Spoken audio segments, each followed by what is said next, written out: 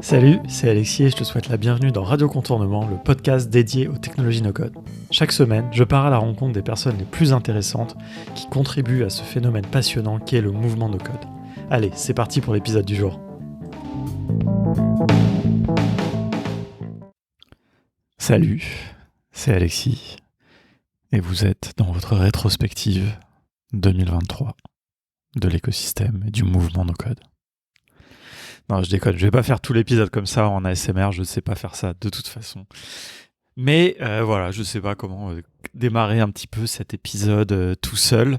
On est le 24 décembre et pour la 3e année consécutive, je vais faire une rétrospective de l'année, de mon année, de l'année du no-code, de l'année de la communauté no-code France, de l'année un petit peu du monde de la tech en général. Je ne sais pas vraiment où ça va nous mener. J'ai noté un certain nombre de choses, un petit peu mois par mois. Il y a des choses dont j'ai envie de vous parler, d'autres moins peut-être. Et puis on verra. On est ensemble pour une petite heure. Si vous êtes dans un train, si vous vous baladez, si vous faites quelque chose en même temps, je pense que c'est pas mal. Pas la peine d'être concentré et focus, à mon avis, sur cet épisode, parce que voilà, j'ai envie de passer un petit moment avec vous, mais de manière un petit peu informelle et sans que vous soyez non plus trop concentré, parce que sinon ça va me mettre la pression si je me suis en train de me dire que vous êtes en train d'écouter ça en prenant vos notes, etc. Voilà, ça me met un peu la pression. Non. On y va, trêve de ce préambule. L'année 2024 a commencé, 2023, pardon, 2024, elle n'a pas encore commencé, elle va bientôt commencer. L'année 2023, elle a commencé pour moi, et je pense pour pas mal de gens, en tout cas un petit peu dans le monde professionnel, sous j'allais dire sous les couleurs, mais c'est pas vraiment une question de couleurs, mais avec le début, pour moi, parce que ça a commencé un petit peu avant, mais le début de mon intérêt profond, on va dire, pour l'IA. Parce que c'est pendant les vacances 2023, donc 2022-2023, là, pendant les vacances de Noël d'il y a un an, que j'ai pu prendre le temps d'enfin jouer avec ChatGPT, de jouer avec Midjourney, de jouer avec toutes ces choses-là, avec les automatisations qui vont avec. Et donc, forcément, j'ai été un peu époustouflé par ce qu'il était possible de faire, par les résultats qui étaient donnés par ces outils, et puis aussi un petit peu parce que je lisais un petit peu partout des usages potentiels, notamment ceux un petit peu créatifs. Je pourrais un petit peu revenir là-dessus. De toute façon, vous allez le voir, la question des IA génératives est évidemment un fil rouge, je pense, de cet épisode, puisque c'est une des choses les plus marquantes de l'année 2023, évidemment. Peut-être quelque chose que je devrais préciser, c'est que je pense que dans cet épisode, contrairement aux épisodes précédents, aux rétrospectives précédentes, je vais beaucoup moins être concentré sur les outils. Pourquoi ? Parce que d'une part, il s'est passé beaucoup de choses en dehors des outils. Alors évidemment, je mentionnerai quelques annonces, mais j'ai pas pris le temps, ni l'envie, j'ai pas l'envie en fait, à vrai dire,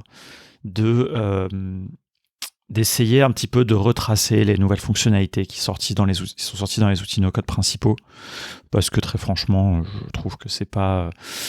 Je le fais un petit peu chaque semaine dans la matinale, et finalement, et encore que sur une partie des outils no-code, mais voilà, je trouve ça moins intéressant. Donc quand je parlerai d'outils, c'est probablement quand il y a des événements qui sont liés avec, et c'est probablement quand ça sera lié à, par exemple, l'IA ou des choses comme ça, des choses un petit peu plus marquantes. Voilà, c'était pour vous prévenir, parce que si vous vous attendez à ça, si vous attendez un peu un récap, un truc comme ça va pas être le cas. Très franchement, je pense que ça serait beaucoup moins intéressant. Le mouvement no-code, l'écosystème no-code, tout ce qui se passe en France, etc., m'intéresse plus à chroniquer et à un petit peu à donner mon avis et vous raconter aussi des choses que vous avez peut-être pas vécues, que j'ai la chance de vivre peut-être de ma part, ma position un petit peu privilégiée. Donc voilà. c'est ça le sujet vraiment de cet épisode. Et donc l'IA, moi c'est vraiment, voilà, je m'en souviens très distinctement. J'étais en vacances et j'ai passé beaucoup de temps sur Midjourney, à vrai dire, pendant ce moment-là, parce que je pense que j'en ai déjà parlé à certaines occasions. Moi j'ai un vrai, comment dire, j'allais dire un manque, je sais pas, une petite frustration dans ma vie, c'est que je n'ai aucun talent artistique, en tout cas d'un point de vue, enfin artistique tout court, je devrais dire peut-être, mais encore plus particulièrement d'un point de vue graphique, et encore plus particulièrement, je devrais dire, sur la capacité d'illustrer des choses. Je ne sais pas dessiner, mais genre pas du tout, quoi. C'est genre, j'arrive pas, quoi. Je sais pas, j'ai un blocage. Je pense que j'y arrivais mieux peut-être à l'époque dans les cours d'art plastique. Encore, c'était vraiment pas fameux, mais là, après, j'ai développé une espèce d'inhibition, notamment parce que j'ai eu la chance aussi de travailler avec des illustrateurs très talentueux, d'être baigné à une époque de ma vie aussi dans ce milieu-là et d'avoir des gens très, très créatifs et très talentueux. Et donc, c'est un métier que je respecte énormément. Quand j'en ai l'occasion, je fais appel à des illustrateurs, comme on l'a fait par exemple chez Contournement. Mais voilà, donc moi-même, je ne sais rien faire. Néanmoins, évidemment, dans mon quotidien, et plus particulièrement, j'ai envie de dire peut-être dans mes projets en dehors justement de mon quotidien, j'ai envie, besoin des fois d'illustrer des choses que je fais. Si j'écris un article de blog, j'ai peut-être envie qu'il y ait une petite illustration qui va avec, etc. Et pour autant, j'aime pas trop quand je peux, j'aime pas utiliser des images stock, évidemment, des images de banque d'images. J'essaie de pas trop utiliser des images dont je n'ai pas les droits, évidemment, je vais pas mentir, hein, comme tout le monde, je l'ai fait, j'en suis pas fier. Même si j'ai essayé aussi toujours un petit peu de citer les sources. Or, c'était plus facile, c'est devenu plus facile avec le temps, avec des plateformes comme Unsplash, etc., où on peut facilement filtrer, voir les images, les droits, celles qui sont en Creative Commons, etc. Donc voilà. Mais néanmoins, évidemment, Midjourney m'a permis de réaliser plein de fantasmes, de choses que j'avais pas avant. Notamment, moi j'ai tout un imaginaire, je lis énormément de science-fiction, donc j'ai tout un imaginaire un petit peu autour de ça, donc de pouvoir matérialiser des choses. Je pense que probablement un des mots que j'ai le plus utilisé dans mes prompts Midjourney, c'est le mot cyberpunk. Voilà, c'est plein de choses que j'aime beaucoup. C'est une identité visuelle qui me plaît, enfin un univers visuel qui me plaît. Et donc voilà, donc j'ai passé pas mal de temps à jouer à ça. Je me suis constitué des bases de ressources, j'ai fait des tests, j'ai regardé comment les gens s'en servaient, j'ai noté dans une page Notion des styles, des choses comme ça. Et voilà. Et très franchement, ça m'a aidé tout au long de l'année. Hein. Sincèrement, cette démarche que j'ai, hein, dès que je découvre, on va dire, une nouvelle technologie, j'ai pu l'avoir il y a quelques années autour de la crypto et des blockchains. J'ai pu l'avoir avant avec le no-code, avant même de commencer Contournement. Quand je choisis quelque chose que je sens que j'ai un intérêt, on va dire déjà personnel, et puis que je sens peut-être qu'il y a aussi des opportunités derrière, des choses intéressantes, je me plonge à fond, je teste. J'ai tout de suite pris un abonnement payant à Midjourney. Enfin, pas tout de suite d'ailleurs, parce que j'ai trouvé très intéressant dans Midjourney le fait qu'au début, on est obligé de générer des images sur Discord dans un channel où il y a d'autres gens. J'ai trouvé ça assez marrant parce que en fait, moi j'ai appris beaucoup en regardant les prompts des autres. Ça m'a donné beaucoup d'inspiration. Mais très vite, voilà, j'ai pris un abonnement. Je crois même que j'ai pris directement un abonnement pour 1 an pour pas me casser la tête. Voilà, parce que je me suis dit, on y va, quoi. On y va pas à moitié. Et puis voilà. En parallèle, évidemment, j'ai joué quand même pas mal avec ChatGPT, donc qui est lui sorti, je crois, en novembre. Peut-être fin octobre, début novembre je crois, hein, que c'est ChatGPT. Donc voilà, mais j'avais pas eu le temps sur la fin de l'année, on a eu une fin d'année chargée l'année dernière. Et donc voilà, mais j'ai testé tout ça aussi, pareil, un peu, j'ai pris des notes, des prompts. Et puis voilà, donc ça c'était un peu mon début d'année. Ça va revenir, mais évidemment, voilà, on a tous senti qu'il se passait quelque chose. Et puis après, les choses sont allées très vite sur tout le début de l'année. Les intégrations avec différents no-codes, notamment Zapier, j'y reviendrai peut-être, qui a développé un partenariat vraiment très stratégique autour de l'IA. Ils ont publié au mois de mai, je crois, une lettre ouverte en disant c'est une partie du futur et on va y aller à fond, et donc on va faire des choses très profondes. ChatGPT, OpenAI utilisent aussi Zapier, permettent des connexions à Zapier aussi, donc ça va dans les deux sens. Donc voilà, donc c'est revenu très souvent, et donc forcément j'aurai l'occasion d'en reparler. Une autre chose qui a eu lieu au mois de janvier, il y a eu deux événements qui ont eu lieu. Alors là, c'est très contournement et écosystème contournement, mais ça fait partie évidemment de l'année de 2023 et du no-code en général. C'est que on a eu donc notre livre sur le no-code coécrit avec Erwan et Florian est sorti en décembre. Donc j'en avais parlé déjà dans ma rétrospective l'année dernière, mais on a fait une signature début janvier dans les locaux d'Erol, etc. Donc ça, c'était assez chouette. C'était un événement que j'appréhendais un petit peu. J'étais un peu intimidé par le fait de signer des livres. C'est quelque chose qui me met un peu la pression. J'ai pas envie d'écrire juste pour Francis, signer Alexis, quoi. Enfin, moi, j'ai envie d'écrire un petit mot et de connaître les gens. Quand on connaît pas les gens, c'est moins facile. Mais ça s'est très bien passé, c'était très sympa. Il n'y avait pas non plus énormément de gens, on va pas se mentir. Mais voilà, c'était un événement sympa. On a pris la parole, on a dit quelques mots. Stan a été assez gentil pour aussi filmer un petit peu tout ça, donc ça nous fait quelques images assez sympas qu'on a réutilisées plus tard. Et puis voilà, c'était un moment important parce que c'était un petit peu le pic, on va dire, un petit peu du buzz autour du livre. C'était un buzz quand même assez éphémère sur quelques mois, et puis après c'est un petit peu retombé, même si régulièrement on nous en parle. Là, ces derniers temps, très bizarrement, en fin d'année 2023, on nous en a reparlé très fréquemment. Pour l'anecdote et pour les coulisses un petit peu, il se trouve qu'on a donc le livre a été tiré à je sais plus exactement 1300 exemplaires, un truc comme ça, et donc on les a tous vendus, et donc il y a eu une réimpression, et au passage pour cette réimpression on a fait quelques mises à jour, corrigé quelques problèmes, etc. Donc voilà, donc c'est pas vraiment une seconde édition, mais on a une nouvelle édition là qui va sortir en début d'année 2024, qui sera un petit peu mise à jour. Et puis la veille, je crois, ou le lendemain de cette séance de dédicace, on a aussi annoncé un partenariat qui était assez, qui a eu aussi son petit impact dans la communauté no-code. C'est un partenariat avec nos amis d'Auto, que évidemment on connaît depuis longtemps, qu'on connaît depuis j'ai envie de dire vraiment les débuts de contournement et du mouvement no-code. J'en parle régulièrement. J'ai écrit un petit peu dans notre livre sur ce sujet-là. J'aime bien rendre quand même hommage au fait que quand on a commencé contournement et qu'on croyait qu'on était tout seul sur le no-code, à peu près en même temps, Thibaut était en train de travailler sur Auto de son côté. On avait un petit peu les mêmes influences d'ailleurs, à savoir MakerPad. On avait un petit peu les mêmes choses et on s'est parlé très très tôt, quoi. Déjà dès l'été 2019. Donc voilà, et très tôt, on a senti qu'il y avait un fit commun, même si finalement on n'a jamais vraiment rien fait ensemble d'un point de vue business, formation, auto et contournement. Par contre, on a fait des choses au niveau de la communauté, se croise dans les événements. Moi, je vais souvent à Marseille aussi parce que il y a les gens d'auto. Donc voilà, et donc là, on a décidé de faire une formation ensemble. Une formation sur le sujet des ops, qui est notre sujet, donc automatisation, organisation, Airtable, Zapier, Make, Notion, en gros. Et avec la méthodologie d'Auto, bootcamp en ligne, plein temps, synchrone, donc plus ou moins, enfin voilà. Donc un mélange de contenus vidéo qui sont nos contenus vidéo évidemment, et d'une animation, d'un mentor, qui est une personne qui forme très régulièrement avec nous, qui est Adrien Morim.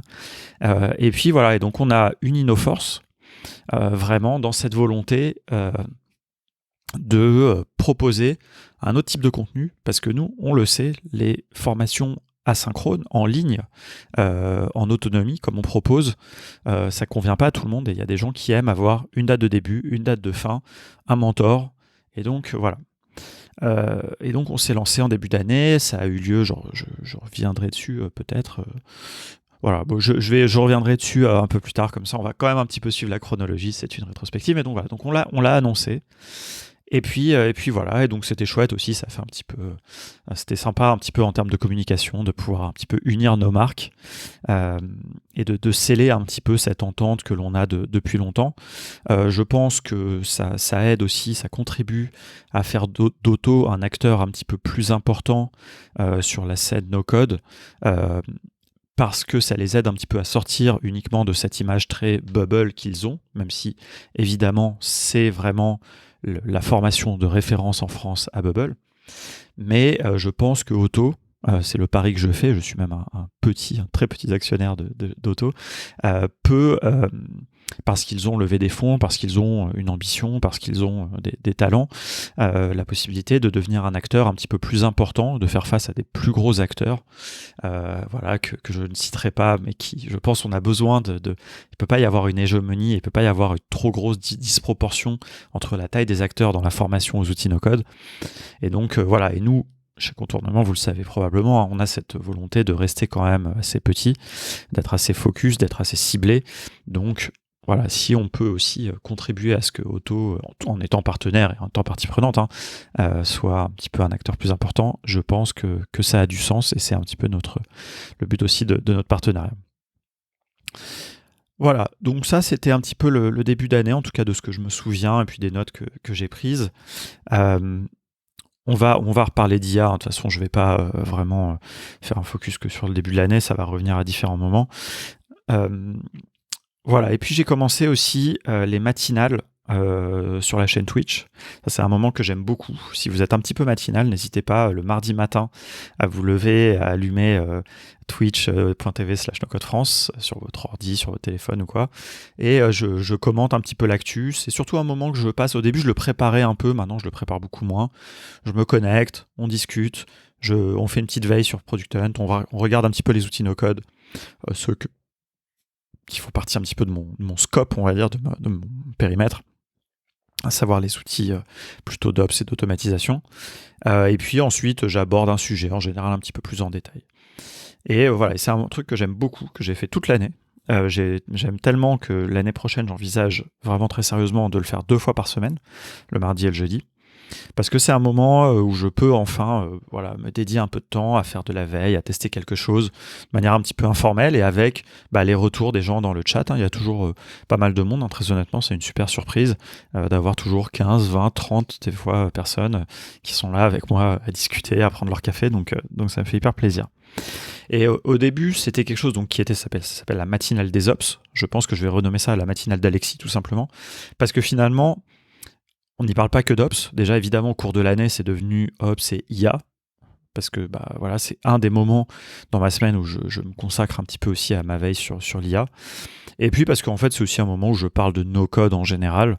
Et finalement, moi, je suis un petit peu un chroniqueur du mouvement no-code, plus que simplement des Ops, même si les Ops, ce sujet d'Ops, d'opérations, de no-code Ops, est le sujet vraiment prioritaire de Contournement. Chez Contournement, on ne fera jamais de formation à Bubble ou à des outils comme ça. Nous, notre focus, c'est aider les gens à construire des outils internes. C'est que ça le sera toujours a priori. Bon, après, il ne faut jamais dire jamais, mais moi, en tant que personne, je suis intéressé. Je regarde de près ce que font les gens chez WeWeb, Xano, plein de choses comme ça. Même Bubble, même si je ne suis pas du tout un expert, je regarde ce qui se passe, j'écoute, je prends l'attention un petit peu des différentes communautés par outil.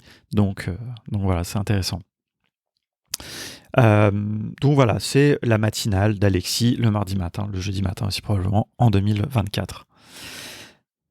On arrive au mois de février. Alors j'ai même pas des choses pour tous les mois, à vrai dire. J'ai pas non plus pris le temps de faire une veille extensive et puis j'ai envie de me laisser un peu aller, de pas non plus avoir trop de choses à commenter parce que comme vous le voyez, là on est déjà à 20 minutes et je ne suis que au mois de janvier. Au mois de février, j'ai noté, c'est Camille, merci à toi Camille, qui a répondu au petit fil de conversation que j'avais créé dans le Slack pour demander aux gens leurs choses un petit peu marquantes. Et donc mon amie Camille Blanchot de la communauté, experte Notion, de la communauté aussi Notion en français, me rappelait qu'en février, Notion était le premier outil à avoir intégré de l'IA à l'intérieur de son outil. Et alors c'est très intéressant et ça me permet d'aborder un premier sujet. Notion est un outil qui a connu beaucoup d'évolutions, qui est un outil que je trouve très intéressant, qui est bien, pas bien, que les gens aiment, certains ne comprennent pas l'intérêt. J'en suis pas non plus un fan absolu, je trouve que c'est utile. Mais alors je suis de près leur nouveau développement parce que j'aime bien, sans être product manager, j'ai un vrai intérêt pour la création de produits, on va dire de produits numériques. Et je trouve que Notion est un peu un cas d'exemple, et régulièrement je me trompe un petit peu sur mes prédictions sur l'avenir de Notion, et donc je trouve ça assez intéressant parce que c'est assez déstabilisant et c'est intéressant. Notion est en train de devenir un outil très très complet, avec des automatisations à l'intérieur, avec des connexions, parce que quelque part je regrette un petit peu ça. Et bon, voilà, ça c'est un peu un autre sujet, peut-être que j'y reviendrai. Mais par contre, je trouve que leur implémentation de l'IA est très intéressante. Et parce qu'elle est très singulière. Et effectivement, comme le disait un petit peu Camille dans son message, en plus, ils sont assez précurseurs finalement. Parce qu'ils ont fait ça très tôt, et donc dès le mois de février, c'était en bêta, enfin, c'était peut-être même en bêta avant, hein, je crois qu'en février, c'était vraiment la sortie accessible à tout le monde, de l'IA à l'intérieur de Notion. Et alors ça me permet d'aborder un petit peu le sujet de quand on parle d'IA et d'outils no-code, je pense qu'il faut faire attention et distinguer plusieurs choses. Et il y a une première chose, c'est, à la manière de Notion, c'est d'intégrer de manière sous-jacente des usages de l'intelligence artificielle. Donc, quand vous êtes dans Notion et que vous utilisez une commande qui va résumer le contenu de votre page Notion, finalement, vous ne travaillez pas avec ChatGPT ou les outils d'OpenAI, etc. Vous demandez à Notion de faire un résumé. Et Notion, derrière, utilise de l'IA. Mais pour vous, c'est complètement transparent. Vous ne savez même pas quel modèle c'est. D'ailleurs, Notion n'utilise pas que OpenAI, ils utilisent aussi Claude, apparemment, qui est un autre modèle d'IA générative. Et donc, ça, c'est un usage, c'est-à-dire vous permettre de fonctionner, d'utiliser ça, mais de manière abstraite. Donc ça, c'est très intéressant. Je mets ça en opposition à, évidemment, les usages dans Make ou dans Zapier qui vous permettent, au sein de votre automatisation, d'aller appeler avec vos propres prompts, etc., des outils comme les modèles GPT, etc., d'OpenAI. Mais je mets aussi ça en opposition d'un troisième volet, qui est d'utiliser des outils d'IA pour vous aider à utiliser plus facilement un outil. Et ça n'est pas l'usage qu'a fait Notion, par exemple. Notion, c'est vous permettre sur votre contenu, et probablement vous allez avoir beaucoup de contenu, d'utiliser des outils d'IA, corriger l'orthographe, faire du rephrasage, améliorer la syntaxe, des choses comme ça. Ou alors, pourquoi pas, générer des données, extraire les tâches d'un compte-rendu de réunion, tout ce genre de choses. Donc, vous aider à travailler sur votre contenu avec des outils d'IA. Mais pour vous, il y a des autres usages qui sont de vous aider à utiliser l'outil en lui-même avec ces IA génératives. Par exemple, Zapier propose désormais que vous lui tapez une phrase, vous lui tapez un prompt, en quelque sorte, vous lui dites « je veux faire une automatisation qui va prendre un email puis qui va déposer la pièce jointe dans Dropbox », et lui va vous précréer une automatisation en vous mettant étape 1, Gmail, étape 2, Dropbox, etc. Et donc ça, c'est un usage d'IA. C'est pas une IA générative puisque ça ne vous répond pas du texte. C'est des usages, et donc ça c'est intéressant parce que ça se développe également, et je pense que je le rementionnerai ailleurs. Donc vous voyez, c'est un peu ces différents volets. Et moi, dans tout ça, je trouve que Notion, c'est très intéressant ce qu'ils font, puisque c'est un contexte où les IA génératives, les modèles, donc les LLM, les modèles de texte large, de langage large, sont très pertinents, puisque vous avez du texte, des articles que vous écrivez, nous on fait notre newsletter par exemple dans Notion, il y a plein d'usages comme ça où vous allez avoir besoin de ça. Et effectivement, vous n'avez pas forcément envie de tout le temps basculer entre Notion et votre fenêtre de ChatGPT.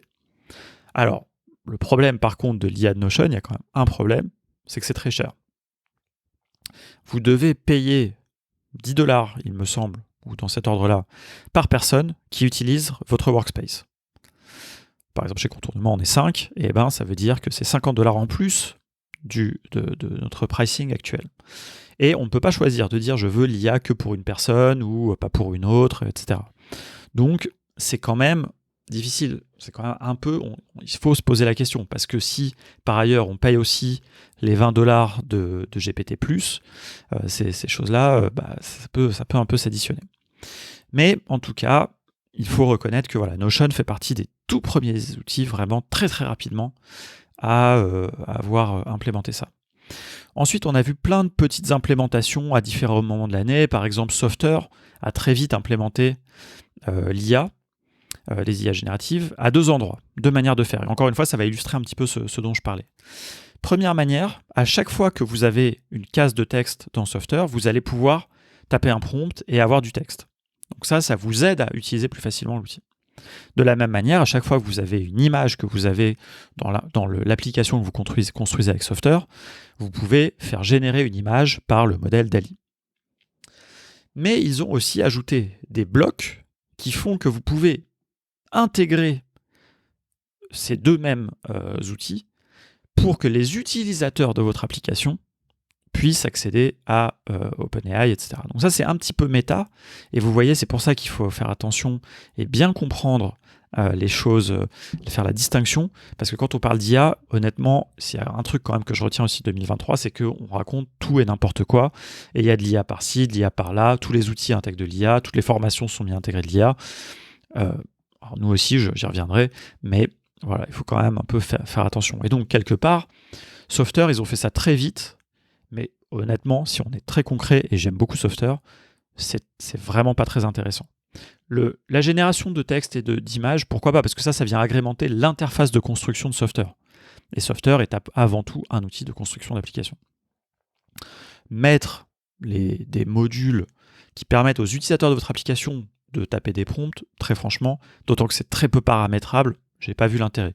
Si vous en avez, si vous écoutez cet épisode et que vous avez fait des choses intéressantes avec ça, n'hésitez pas à me le dire. Je trouve ça intéressant. Après, pour se construire des outils internes, pourquoi pas? Ça peut être si vous avez un petit intranet, que vous voulez mettre un petit module qui permet de répondre à des questions à travers tout simplement ChatGPT. Bon, pourquoi pas? Ça permet à la limite d'avoir une seule clé d'API qui va être utilisé par toute la boîte sans que tout le monde se connecte à chaque fois à ChatGPT, mais ils auraient ça à l'intérieur de l'intranet que vous auriez construit avec Softer, sachant que c'est pas une interface de chat, c'est vraiment juste un prompt et une réponse, donc quand même assez limité, là où ChatGPT a vraiment ce truc de la conversation. D'ailleurs, venons-en un petit peu, ça me permet de revenir une première fois sur toute cette révolution des IA génératives. ChatGPT. ChatGPT, c'est un outil absolument fascinant. Mais ChatGPT, avant tout, c'est une interface. C'est une interface de discussion, c'est une interface utilisateur pour converser, pour utiliser le modèle GPT-3 quand c'est sorti, puis 3.5, puis 4 maintenant, puis même 4.5 qui vient tout juste de sortir. Mais la vraie révolution, ce qui est intéressant, c'est que les modèles GPT 1, 2 et même 3 étaient disponibles à travers des API déjà depuis un certain temps. Mais il a fallu qu'on propose un accès très grand public pour que vraiment ça devienne une petite révolution. C'est quand même, je pense que le mot n'est pas trop fort. Et ça, je trouve ça assez fascinant parce que finalement, avant, et même moi, j'avais déjà vu passer les modèles GPT-3, je sais utiliser des API, et pourtant, j'avais jamais pris le temps parce que il fallait se connecter au playground, l'interface, la plateforme de OpenAI, se générer une clé d'API, etc. Alors qu'en fait, rétrospectivement, franchement, c'était quand même très simple, c'était quand même très bien fait. Même aujourd'hui, si vous allez dans la plateforme développeur, mais vous pouvez y aller en tant que no-codeur et no-codeuse évidemment, mais de OpenAI, vraiment c'est très très facile à utiliser. C'est très peu cher, parce que les appels d'API sont très peu chers, sont beaucoup moins facturés que ChatGPT. Enfin, c'est un fonctionnement différent, puisque ChatGPT, pour le GPT+, vous payez un paiement mensuel, donc c'est un peu différent, mais c'est assez étonnant, je trouve, et voilà, encore une fois, j'ai moi-même vraiment découvert grâce à ça. Et je pense qu'il y a 2 choses qu'il faut voir. Il y a cette interface très simple, et il y a un deuxième truc, c'est la modalité de conversation. Au début, le modèle GPT-3, c'était un prompt, et puis vous obteniez une réponse. Parce qu'en fait, le fonctionnement sous-jacent de tout ça, c'est que c'est de la complétion. En fait, vous, dans votre prompt, vous avez l'impression de lui poser une question, mais lui, il ne voit pas une question. Lui, en fait, tout ce qu'il fait, c'est qu'il voit un texte et il va vous prolonger ce texte. Il va le compléter, comme on dit, c'est de la complétion. Et on le dit souvent pour caricaturer un petit peu, parce que c'est quand même beaucoup plus que ça, mais en fait, Les modèles GPT, c'est juste de l'autocomplétion magnifiée et extrêmement performante. Mais donc, vous lui mettez un texte, vous pouvez tester, d'ailleurs vous pouvez ne pas mettre une question, mais juste mettre un texte, et vous allez voir qu'il va poursuivre ce texte. Donc c'est assez intéressant. Sauf que l'interface de conversation vous donne un cadre, une manière d'utiliser qui est, je trouve, très intéressante et qui vous permet surtout de rebondir sur les réponses, etc. Mais en fait, ce qui est intéressant, c'est que c'est vraiment qu'une suite d'appels à l'API de ChatGPT avec toujours de la complétion au fur et à mesure en fait, des textes précédents, quoi. Bref, je ne suis pas du tout un expert de ces choses-là, mais je vous invite à regarder un petit peu comment ça fonctionne parce que ça permet de comprendre des choses. Par exemple, moi, au début, je ne comprenais pas pourquoi dans Make, le module OpenAI, l'action s'appelait créer une complétion. Alors que moi, je me disais, dans Zapier, ils avaient pris un autre point de vue, un peu à la manière de Zapier, un petit peu plus abstrait, où c'était envoyer votre prompt à OpenAI. Alors, en fait, le prompt, c'est en fait un texte qui ensuite amène à une complétion. Donc voilà, je trouve ça assez intéressant. Bon, je vais pas partir dans un truc trop technique de nerd et de voilà, mais voilà. Et je vais vous laisser méditer là-dessus une seconde pendant que je bois un petit peu de thé. J'ai pas envie de mettre pause dans l'enregistrement. Je suis lancé, donc allons-y. Alors, on continue, évidemment. Alors, je pourrais parler longuement de tout ça, mais là, c'était la première petite aparté un petit peu pour parler de ChatGPT en tant que tel et de cette révolution. D'ailleurs, à mettre au regard de Midjourney, où Midjourney, ça n'est pas du prompting. Enfin, c'est du prompting, oui, mais en fait, dans Midjourney, vous ne lui donnez pas une instruction, vous lui donnez une description de ce que vous voulez. Ce qui est assez différent, parce que, et c'est devenu très concret cette distinction que je fais là, avec la version de DALL-E 3, DALL-E donc, qui est le moteur de génération d'images d'OpenAI. DALL-E 3, vous pouvez lui donner des prompts. Donc, très simplement, si j'illustre ce propos, Midjourney a été entraîné sur des descriptions. Donc, si vous voulez avoir un résultat satisfaisant, il faut que vous décriviez une image. Par exemple, vous allez lui dire « Je veux un emblème qui représente un renard avec un stylo à la main dans le style de Harry Potter pour une maison d'édition. » Voilà. Et il va par là comprendre ça, parce que c'est une description. Alors que dans DALL-E 3, par exemple, vous pouvez lui dire vous lui donnez du contexte, vous dire j'ai une maison d'édition, je publie des livres de science-fiction et de fantasy, un peu dans le style de Harry Potter, j'aime bien cet univers graphique, je voudrais générer un logo où il y ait un renard, et puis peut-être qu'il pourrait avoir un stylo, etc. Vous voyez donc la différence, c'est que vous lui donnez des instructions et vous pouvez lui dire ensuite je veux que ce logo soit carré, qu'il n'y ait pas de background, etc. Et là, il va ensuite faire quelque chose. Donc je trouve que c'est assez différent et intéressant. Et tout ça est un petit peu regroupé sous un peu ce qu'on appelle très pompeusement, je trouve, le prompt engineering, mais qui est en tout cas cette discipline, on va dire que tous, je pense, maintenant au quotidien, on fait, c'est-à-dire de décrire du texte à destination d'un modèle d'IA générative pour en obtenir un résultat. Sur cette très très longue aparté sur l'IA, on arrive au mois de mars. Au mois de mars, alors encore une fois, je le répète, je ne vais pas vous faire le détail de tout ce qui est sorti par outil, etc. Donc là, j'ai pas noté tant de choses que ça. Pour moi, ce qui était notable au mois de mars, c'était notre bootcamp qu'on a fait chez Otto, donc qui a eu lieu. Malheureusement, on n'a pas réussi à le remplir. C'est un format long de 1 mois, auquel je tenais, peut-être contre l'avis de certaines personnes d'ailleurs, parce qu'on savait que ça serait difficile, mais moi j'avais envie de faire un format long, parce que notre ambition était de dire on veut que les gens soient employables à l'issue de cette formation. Alors 1 mois, c'est quand même court, mais un objectif un petit peu similaire à ce qu'on pourrait avoir, en tout cas dans un bootcamp de dev ou quelque chose comme ça. Donc moi j'ai estimé que c'était 1 mois minimum pour ça, et 1 mois à temps plein intensif. Et donc on s'est lancé, on a eu 6 personnes, on a eu un super groupe, très franchement, mixte déjà, ça c'était chouette, vraiment super ambiance, c'était vraiment, on a passé 1 mois très sympa parce que du coup matin et soir, alors Adrien, pas moi, mais Adrien matin et soir avait un point avec les élèves, moi je venais en général le soir, je suis aussi le premier jour, le dernier jour, Et voilà, tout ça était en ligne avec un Discord, donc voilà, toute la méthodologie d'Otto. Et très franchement, je trouve que ça a très bien marché. Les résultats ont été très satisfaisants. Il faudrait d'ailleurs que je demande des nouvelles un petit peu à tout le monde, mais certaines personnes dont c'était l'ambition ont trouvé un travail à l'issue de ce bootcamp. Pas grâce à nous, d'ailleurs. Nous, on n'avait pas promis du tout d'aider à trouver un travail, même si on l'a fait en parlant un petit peu des profils dans notre newsletter, mais les gens ont trouvé sans nous. Voilà, et puis d'autres voulaient plutôt être en freelance. Et donc voilà, tout ça a bien marché. On leur a vraiment donné des compétences. Moi, j'ai été bluffé par la qualité de ce qu'ils ont produit pour le challenge de fin, qui était un petit projet à faire en autonomie. Vraiment, les 6 ont fait des choses vraiment super. Donc voilà, moi j'ai adoré ce format.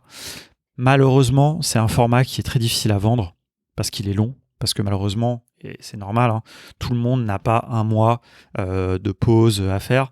D'autant que on est bien réaliste à l'issue. On sait bien, pour l'instant, le marché de l'emploi, dans les ops en particulier, n'est pas un marché monstrueux. On le sait, il n'y a pas vraiment de consensus déjà au niveau des noms. Comme j'aime à le dire souvent, il n'y a pas de code ROM dans la classification Pôle emploi où il y a un métier d'opérateur ou d'opératrice no-code par exemple, ou même de développeur no-code, ça n'existe toujours pas. Donc voilà. Néanmoins, voilà, moi je crois qu'il y a du travail là-dedans, c'est juste que pour l'instant les gens ne le savent pas encore, mais on voit de plus en plus. On a vu il n'y a pas très longtemps d'ailleurs passer une offre d'emploi intitulée No Code Ops, donc ce qui nous a fait très plaisir chez Contournement. Et donc il va y en avoir de plus en plus parce que c'est évident, parce que en fait depuis des années, il y a une personne dans toutes les entreprises qui est le tool guy ou la tool girl, c'est-à-dire la personne un peu geek qui aime les outils et qui outille tout le monde. Vous le savez, vous m'écoutez, vous le savez, peut-être que vous êtes cette personne, peut-être que vous pensez à quelqu'un dans votre entreprise ou dans votre entourage qui est cette personne. Et il y a la place pour avoir un métier, parce qu'avoir quelqu'un, même dans une boîte de 20 personnes, avoir une personne qui n'est que occupée à outiller les autres, à automatiser les processus, voilà, c'est vraiment, à mon avis, indispensable. Dans mon podcast, dans Radio Contournement, vous avez déjà entendu des histoires comme ça. Je pense à Pauline, par exemple, qui était chez Akimbo, voilà, qui nous a raconté ça, qui s'occupait des ops de manière transverse de toute la boîte. Et il y en a plein d'autres. Donc voilà, faire une formation un petit peu professionnalisante dans cet objectif me paraît hyper commun. Après, il y a le réalisme économique, on va dire, qui est de dire on peut pas faire une formation qu'on va pas remplir. On peut la faire une fois pour roder notre contenu. Maintenant, on le sait, à tout moment, si le marché de l'emploi change un peu, on peut redélivrer ce format d'un mois. Mais moi, j'y crois, on l'a validé. On a le programme, on a les contenus, c'est vraiment sans problème. Et donc, on a itéré. Et pour vous dire, on a itéré. Alors, on a tenté d'itérer une première fois au cours de l'été sur un format qui aurait été différent, qui était simplement de 2 heures par jour pendant un mois, qui n'a pas marché, qu'on n'a pas pu faire finalement pour diverses raisons. Et puis au mois de décembre, on a fait une troisième itération où là, on a fait sur une semaine. Alors la promesse sur l'été, là, ce qu'on voulait faire, c'était pas professionnalisant. Déjà, c'était de monter en productivité. Et là, on a fait sur une semaine un autre format où là, l'objectif, encore une fois, évidemment, sur une semaine, ça peut pas être professionnalisant, vous vous en doutez bien. Donc sur une semaine, on a fait prise en main de Make et Airtable. Et ça a pas mal marché. Il y a des choses à ajuster évidemment, mais ça a pas mal marché. Et donc, voilà, au cours de cet 1 an, et ça me permet de faire un petit bilan un petit peu de ce projet avec Otto qui a commencé en janvier et qui s'est terminé, qui n'est pas terminé justement. On a itéré, on a imaginé 3 formats différents qu'on est en capacité de délivrer à tout moment. Mais voilà, celui d'une semaine, je pense qu'il est pas mal. Il est assez réaliste puisque on peut trouver une semaine, je pense. En tout cas, c'est un investissement, évidemment. Mais ça peut marcher. N'oubliez jamais la fameuse image qu'Arwan adore des hommes des cavernes qui tirent une carriole avec des roues carrées. Il faut ralentir et changer et mettre des roues rondes. Voilà, ça c'est très important. Il faut savoir, des fois, s'arrêter. Arrêter de mal travailler. On le fait tous, je veux dire, moi aussi, il y a des choses, des process que je n'automatise pas, que je continue à faire à la main, parce que j'ai la flemme, parce que je me dis, j'ai l'habitude, je le fais en 5 minutes. Non, il faut arrêter, se former, mettre en place les choses, et ensuite mieux travailler. Ça, c'est vraiment un de nos mots d'ordre très importants chez Contournement. Voilà. On continue, mois d'avril, No Code Week. Je vois qu'on a 40 minutes. J'ai vraiment fait beaucoup plus long. Je sais pas, peut-être que j'ai parlé beaucoup d'IA, donc c'est quand même de toute façon le sujet de l'année. Mais on est au mois d'avril, donc on a que de finir le premier trimestre et on est à 40 minutes. Ça risquerait de faire un épisode de 2 heures. 2 heures, parce que j'arrive même pas à faire le calcul de un épisode du coup de 120 minutes, ça fait 2 heures. Ouais, ça ferait 2 heures. Non, on va essayer de faire plus rapide, ne vous inquiétez pas. D'autant que là, j'ai plusieurs lignes, plusieurs mois où j'ai rien noté. Mais avril, on a eu quand même, je suis obligé d'en parler évidemment, le projet de la No Code Week. Alors, si vous avez écouté ma rétrospective de l'année dernière, j'ai parlé des projets No Code House qu'on fait avec Stan, les maisons du No Code qu'on a fait un mois à Lisbonne, un mois à Athènes, qui ont très bien marché, qu'on a adoré. Et en fait, on s'est dit, ok, bon, est-ce que cette année on remet ça, ou est-ce que on se ferait pas un truc où, au lieu d'inviter des gens dans une maison, ben, on dirait pas à tout le monde, venez, occupez-vous de la maison, ça on va pas s'en occuper pour vous, occupez-vous de la maison, choisissez chacun vos logements, et nous par contre on va vous fournir des petits événements. Et on s'est lancé de proche en proche, on s'est un peu fait dépasser même par l'engouement de ce projet. Alors on avait l'engouement au niveau du public, de toute façon était limité, on avait décidé que ça serait uniquement un groupe de 30 personnes, de 30 Français en tout cas. Et par contre, au niveau des événements, au début, on voulait faire 2-3 événements. Et en fait, on s'est retrouvé avec des événements tous les jours parce que plein d'éditeurs, alors tous les événements étaient sponsorisés par des éditeurs d'outils no-code, hein, évidemment. Plein de gens se sont manifestés. Les premiers à avoir accepté notre invitation, ce sont nos amis qu'on aime beaucoup, Marie et Philippe de chez Tally. Voilà, l'outil de formulaire que peut-être vous aimez aussi. Même si Fill Out, pendant l'année, est devenu une des petites sensations. Je ne reviendrai pas forcément dessus parce que je n'ai pas tant que ça à dire, mais Julien sur le Slack me disait ça c'est un des événements de 2023. Pour moi, ce n'est pas forcément un événement, mais c'est vrai que c'est un très bel outil. Mais c'est vrai qu'il a émergé en 2023. Néanmoins, Tally reste un petit peu dans mon cœur parce que j'aime beaucoup l'histoire des gens derrière, etc. J'en ai parlé longuement, vous pouvez écouter les épisodes de podcast qui y sont dédiés. Et donc ils ont accepté, et en fait quand ils ont accepté, ça nous a permis ensuite de convaincre de proche en proche plein d'autres éditeurs, ça a fait un peu boule de neige, et on s'est retrouvé avec des événements tous les jours. Je ne vais pas vous faire la liste, mais voilà, on s'est retrouvé avec 30 personnes à Barcelone pendant une semaine, et il y avait des événements, des meet-up, un petit déjeuner offert par Glide, une soirée Bravo Studio avec les gens de WeWeb, enfin voilà, tous les jours. Et c'était super, des moments très informels, un super groupe, 30 personnes qui sont venues. Franchement, nous, honnêtement, on pensait qu'on n'y arriverait pas. C'était vraiment génial. Plus des gens locaux, un petit peu, des gens qui étaient basés à Barcelone, qu'on a aussi pu trouver. Et voilà, c'était super. On a bu des cours, on a un peu fait la fête, on a fait plein de choses. On a eu des discussions très enrichissantes, no code, pas que no code. Il a fait hyper beau. Voilà. Alors, on s'est un petit peu foiré sur la date parce que c'était la première semaine des vacances. Donc c'était un petit peu chiant parce que du coup c'était un peu cher. Mais par contre, bon, de toute façon, Barcelone est une ville très touristique, donc ça ne change pas grand-chose au niveau de l'affluence dans la ville. Mais voilà, mais c'était super. Il y aura une No Code Week l'année prochaine, enfin en 2024, qui sera à Cologne. Je vous le dis dès maintenant, au mois de mai. On vous communiquera les dates début janvier. Mais voilà, vous pouvez déjà prévoir ça dans votre agenda No Code parce qu'on a beaucoup aimé ce format et on pense que là, on peut faire vraiment quelque chose de super. À Cologne, un petit peu plus central, bon, en Europe, un petit peu plus du nord. Mais voilà, donc on vous en reparlera. Au mois de mai, j'ai rien noté de particulier, même si peut-être que je devrais placer au mois de mai l'événement suivant dont je voulais vous parler, qui était fin mai, début juin, qui est le Web Today. J'en ai parlé dans ma rétrospective de l'année dernière, puisque nous sommes allés pour la première fois au Web Today l'année dernière, et nous y sommes revenus cette année. C'est un événement que j'aime beaucoup. C'est un événement que j'aime beaucoup parce qu'il correspond à ma définition, enfin à ma vision d'un événement tech, à savoir des conférences la journée, des conférences multiples sur des sujets divers et variés. On reparlera du No Code Summit, évidemment. Voilà, le Web Today, bien qu'il y ait le mot web dedans, ça parle de numérique au sens large, ça parle des enjeux du numérique, ça parle de plein de choses. Il y a des choses très techniques, il y a des démos de devs qui font du code en live, mais il y a aussi des sujets beaucoup plus légers. Il y a des présentations qui sont très drôles, il y a des présentations qui sont très intéressantes, il y a des tables rondes sur des sujets polémiques, il y a plein de choses. Et c'est fabuleux. Bon, il y a énormément de contenu, donc c'est très difficile d'aller tout voir. Il y avait pas mal de choses liées au no-code aussi, évidemment, c'est pour ça qu'on y était. Et c'était assez génial. le soir, il y a un petit peu de fête, et puis dans la journée, il y a aussi un village des exposants où c'est très sympa. Il a fait très beau en plus, donc c'était très, très sympa d'être.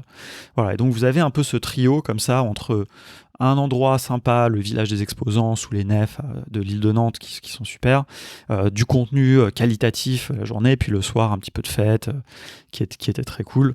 Donc voilà, donc c'était vraiment un super événement. Et j'ai eu l'occasion de faire à nouveau une conférence. Je pense que ce sera la dernière que je ferai, je vais être tout à fait honnête, parce que ça m'a pris énormément d'énergie et de temps. D'ailleurs, je pense qu'une partie de mon mois de mai a été consacrée à ça, parce que je sais pas faire ce genre de choses à moitié. Il y a des choses que je sais faire à moitié, il y a des choses que je sais faire vite, je sais bâcler du contenu. Je suis pas du tout perfectionniste, contrairement à certains de mes collègues ou des gens avec qui je travaille. Mais par contre, il y a des choses où en fait j'aime pas, j'ai envie de faire les choses bien, quoi. Et donc, moi je suis très très, je suis relativement introverti. J'ai pas beaucoup d'expérience dans le fait de parler en public, dans des scènes, sur des scènes comme ça. Pour à titre enfin voilà, l'auditorium, enfin c'est pas un auditorium d'ailleurs, c'est une salle de concert, mais la salle où j'ai fait ma conférence, où j'avais déjà fait ma conférence la première année, c'est quand même 250 personnes. C'est pas monstrueux, c'est pas le Zénith, mais c'est quand même pas mal, quoi. Et donc voilà, l'année dernière j'avais demandé, parce que j'étais hyper stressé, donc j'avais demandé à faire la première présentation, comme ça après j'étais débarrassé. Ce qui avait un avantage aussi, c'est que la salle n'était pas du tout pleine, donc c'est un petit peu moins intimidant quand même, même si évidemment, tant qu'à faire, moi si je le fais le truc, j'ai envie qu'il y ait du monde. Et puis j'avais fait un sujet un peu bateau, une intro en fait, un petit peu de la track no code, je m'étais basé sur des choses que je connaissais déjà. Cette fois, j'ai décidé de me lancer dans un sujet un petit peu analytique, j'ai envie de dire, un petit peu de proposer un petit peu prospectif, surtout plus qu'une analyse, sur le mouvement no-code et ce que j'appelle son avant-garde. Son avant-garde, c'est-à-dire les gens, et je vais pas vous faire tout le pitch du truc, mais voilà, tous les gens qui font avancer le mouvement d'un point de vue technique, mais pas que, quoi. Et voilà, et donc c'est un sujet qui est un peu abstrait, donc c'est pas forcément facile, donc il faut essayer d'y réfléchir. Donc là, j'ai passé beaucoup de temps, ça fait un moment que ça mûrissait dans mon cerveau, ce sujet-là. Et je l'avais proposé de toute façon déjà en début d'année en fait au Call for Paper, donc quand ça a été validé, ensuite je suis, mais déjà j'y avais déjà réfléchi. Et donc déjà je voulais que le contenu soit intéressant, donc déjà ça me stressait un peu. Et puis je me suis dit, si jamais c'est pas très intéressant, il faut que je fasse des belles slides, une belle présentation. Moi, je crois pas du tout aux slides et au PowerPoint avec des bullet points et tout ça. C'est vraiment un truc. Néanmoins, dans une conférence comme le Web Today, et pour une personne comme moi, c'est-à-dire qui n'est pas un showman, et puis pour un sujet quand même un peu visuel, un peu comme le no-code, je pense qu'avoir un support visuel, c'est important. Donc, c'était pas du tout des bullet points qui résumaient ce que j'étais en train de dire, mais c'était des illustrations. Et donc, je me suis lancé dans un truc un peu... je me suis vraiment pris la tête, j'ai cherché un concept. Le concept, c'était... donc, évidemment, j'ai utilisé des outils d'image, enfin, j'ai utilisé Midjourney uniquement pour générer des images. J'ai fait des illustrations. J'ai aussi fait quelques schémas. Mais voilà, j'ai fait des illustrations dans le thème de Star Trek, mais avec le style visuel de Wes Anderson, du cinéaste américain Wes Anderson. Donc voilà, et pourquoi j'ai fait ça, c'est parce que c'était un peu facile quelque part. C'est des choses que moi j'aime bien, l'univers visuel de Wes Anderson. Je suis pas un fan de Star Trek, mais là je trouvais que ça marchait bien parce que j'avais nommé en fait ma conférence No Code, l'ultime frontière. Non, enfin, quand le code rencontre le no code, l'ultime frontière. Parce qu'en fait, ça c'est aussi un peu le nœud, le cœur de ce que je voulais évoquer, c'est la rencontre entre le code et le no-code. Moi, je ne pense pas du tout que les deux vont coexister. Je pense que on va utiliser le meilleur des deux et que c'est la rencontre qui crée en fait un peu l'avenir du truc et qu'il y a plein de choses à tirer des deux côtés. Enfin, voilà. Et donc, c'était tout le sujet. Vraiment, regardez, allez sur notre chaîne YouTube, vous pouvez la regarder, il n'y a aucun problème, vous verrez ce que je veux dire. Et donc, je me suis pris la tête, j'ai passé des jours, des heures, Voilà, en plus au dernier moment, enfin pas au dernier moment, mais Amandine m'a dit, ouais, tu sais que, elle m'a dit en privé, bon, je révèle un petit secret, mais parce que j'ai trouvé ça, c'est un vrai sujet. Donc j'avais livré mes slides, j'avais vraiment passé beaucoup de temps, et elle m'a dit, est-ce que tu t'es rendu compte que quand même il y avait une majorité d'hommes sur tes images, tu vois? Et très franchement, moi, je m'étais posé la question, je suis quand même un minimum quand même sensible au sujet de l'inclusion, de la diversité, de la représentativité. Et donc, je m'étais un peu posé la question. Et donc, dans les exemples que j'avais choisis, j'avais essayé, autant que j'avais pu, parce que malheureusement, on n'a pas toujours non plus des hommes et des femmes en même proportion par rapport à un sujet. Mais voilà, j'avais essayé qu'il y ait toujours des femmes, etc. Mais ce que je n'avais pas vu, et je le reconnais tout à fait, et j'en remercie encore une fois Amandine d'avoir attiré mon regard là-dessus, c'est que dans les images que j'avais générées, par contre, ça n'était pas vraiment le cas. Et ça, c'est intéressant, ça nous amène à un sujet que je maîtrise très mal, mais qui est quand même les biais de conception des modèles d'IA. On le sait, hein, comme ils sont entraînés sur des modèles, etc., et ben, quand on leur demande par exemple une image avec des gens en train de faire du code, eh bien, il y a une majorité d'hommes qui va sortir. Parce que sur la plupart, j'imagine, des photos où on voit des gens en train de programmer, il y a une majorité d'hommes, puisque, historiquement, enfin pas historiquement d'ailleurs, mais dans les années récentes, il y a beaucoup plus d'hommes qui... Donc voilà, et donc c'est un problème, et j'avoue que ça m'avait un peu échappé, parce que moi, je m'étais beaucoup pris la tête sur le style des images, sur le concept que représentaient les images, parce que j'ai illustré, je sais pas, par exemple, à un moment, je dis qu'il y a des éditeurs no-code qui bousculent, qui cassent les limites, et donc j'ai fait une image où il y a des gens qui brisent un mur, enfin, et j'étais concentré sur mes concepts en fait, et voilà, et donc c'est un peu bête et c'est un tort, hein. Et donc j'ai refait, et donc avec des prompts spécifiques, j'ai demandé d'avoir plus d'hommes et de femmes sur certaines images, et j'ai corrigé ça, et voilà, et la présentation en était d'autant plus équilibrée, et voilà, et encore une fois, comme quoi, même si on est sensible à un sujet, même si on essaye, on a toujours des angles morts.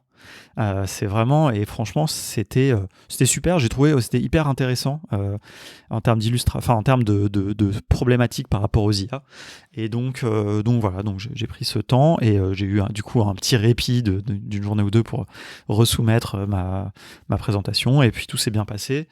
Le jour J, alors j'avais répété aussi comme un fou la présentation. J'ai pas appris par cœur, mais j'avais répété, je me la suis refait. Même pour vous dire, je suis parti 1 heure en avance en fait donc on habitait, notre Airbnb était à 5 minutes du lieu de conférence. Je suis parti 1 heure en avance, j'ai fait le tour de l'île de Nantes, et pendant ce tour, j'ai refait toute la conférence dans ma tête, quoi. Donc ma conférence a duré à peu près, elle a duré combien de temps? Elle a duré 25 minutes, non? Je sais plus d'ailleurs, j'ai un doute. Oui, 20-25 minutes, donc je l'ai refait entièrement dans ma tête, et je l'avais fait, enfin bref. Et donc voilà, donc je suis arrivé. Donc il faut arriver en plus donc 1/2 heure avant, donc tu as 1/2 heure où tu es en train d'attendre, de stresser, tu as le micro qui est installé et tout, et voilà, et je suis arrivé sur scène, la salle était pleine à craquer, pas pour moi, hein, spécialement, elle était pleine déjà pour la personne d'avant. C'était hyper cool, voilà, j'ai eu un gros rush d'adrénaline. Une fois, de toute façon, je connaissais tellement mon truc que voilà, j'ai un peu bafouillé au début. Ma blague d'ouverture était pas aussi drôle que ce que j'espérais, toujours rire avec une blague, hein, évidemment. Elle n'était pas aussi drôle. Par contre, j'ai eu l'occasion d'en refaire une autre par-dessus qui a beaucoup mieux marché. Ça, je vous laisse la surprise de regarder ça. Et puis voilà, et puis après, j'ai été lancé. Et puis j'adore ce sujet, j'adore la communauté no-code, j'adore rendre hommage aux gens de la communauté, ce que j'ai pu faire à plusieurs reprises dans cette présentation, comme je l'avais fait l'année d'avant. Et donc, c'était super. Mais voilà, pourquoi je pense que je n'en referai plus, c'est parce que déjà, j'ai pas tant que ça de sujets qui me viennent, où je pense qu'il y a un truc un peu intéressant, un peu à creuser, parce que ça m'a pris trop de temps, trop d'énergie, et parce que c'était très bien en fait. Là, voilà, j'ai un peu fait mon sommet. Je pense pas que c'était un chef-d'œuvre, évidemment, hein, je suis pas non plus, mais c'était bien. Voilà, moi j'ai envie de rester là-dessus quelque part, un peu à la manière d'un boxeur qui remet jamais son titre en jeu. Je me dis bon bah voilà, c'était bien, je l'ai fait. J'ai fait 3 conférences au total là dans ces 2 dernières années, 2 fois Web Today, 1 fois au Happy Days. Je me dis que j'en ai fait une en anglais. Voilà, peut-être si un jour, peut-être le seul truc qui pourrait me faire, que j'aimerais avoir dans mon palmarès, on va dire, c'est une conférence en anglais no code, un peu plus. Donc s'il y avait une no code conf, quelque chose, un truc un peu international, un peu prestigieux qui arrivait. Pourquoi pas, peut-être, je sais pas. Peut-être au No Code Summit, je sais pas. J'ai des sentiments très ambivalents par rapport au No Code Summit. Ça arrive, ne vous inquiétez pas, dans la liste. C'était l'événement, évidemment, en France de l'année. Donc voilà. Mais il faudrait vraiment que j'ai un super sujet.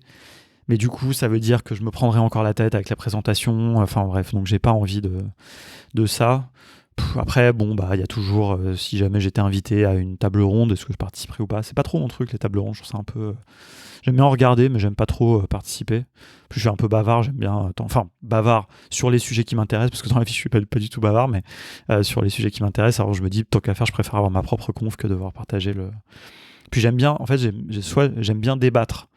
Et donc, moi, je veux bien venir à une table ronde, mais que si en face de moi, j'ai des gens qui sont pas d'accord avec moi, parce que sinon, ça m'intéresse pas trop si c'est des trucs un peu consensuels, un peu mous. Bon, franchement, je m'en fous un peu, quoi.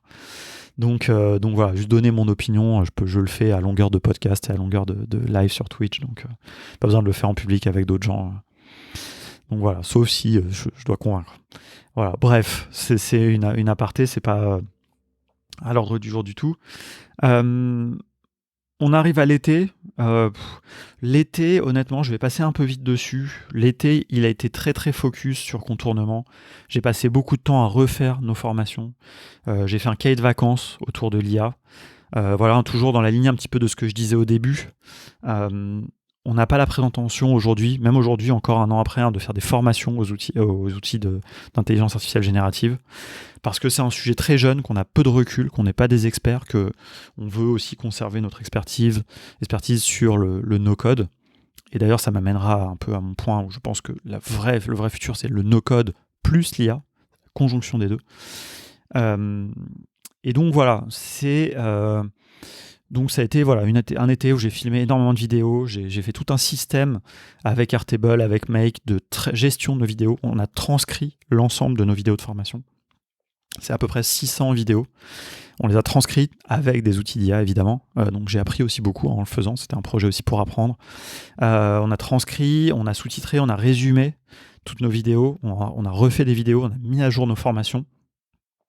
Il nous en reste une qui est encore un petit peu pas top, là, qui est en cours de mise à jour, qui est notre formation Notion. On a d'ailleurs mis en pause la vente de cette formation parce qu'on estime qu'elle n'est pas sur notre standard de qualité. Mais ça arrive, ne vous inquiétez pas, on a une très belle formation qui va arriver. Voilà, donc ça c'était vraiment, j'ai passé l'été à ça.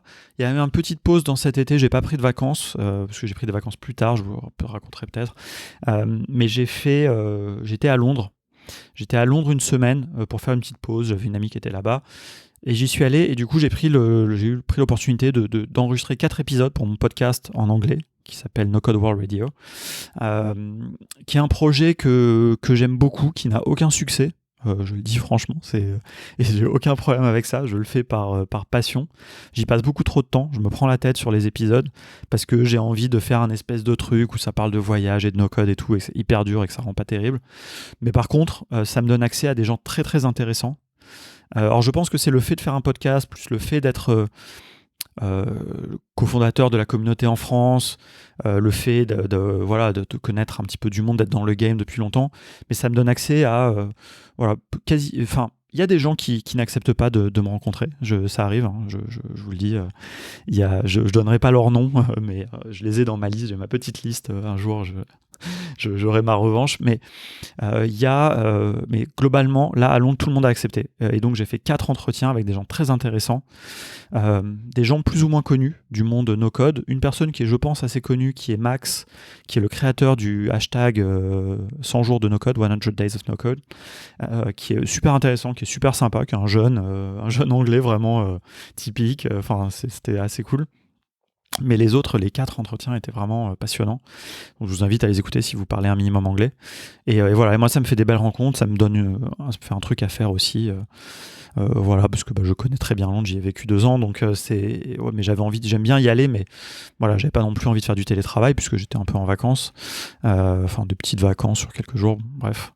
Et donc voilà. On arrive à la rentrée. Et alors là, il y a des choses intéressantes. Franchement, cette rétrospective va être super longue, je me rends compte, je crois, parce que là, la fin d'année est assez dense, peut-être aussi parce qu'il y a des choses qui... Mais c'est pas grave, hein, vous êtes là. Vous pouvez faire une pause, hein, faites une petite pause aussi, allez vaquer à vos occupations, et puis revenez quand vous aurez envie. Alors, on est à 1 heure, là, quasiment, on est à 59 minutes, donc ça peut être le bon moment. Je pense qu'il reste encore une petite demi-heure, donc voilà, vous êtes aux 2/3. Allez, je bois un petit peu de thé, je vous laisse vous reposer un petit peu les oreilles et on continue dans 2 minutes. D'ailleurs, ça me fait penser que l'année dernière, j'avais J'avais fait un petit concept sur la rétrospective, j'avais divisé en trimestres, j'avais mis une petite musique entre les trimestres. Bon, je vais pas refaire ça, franchement.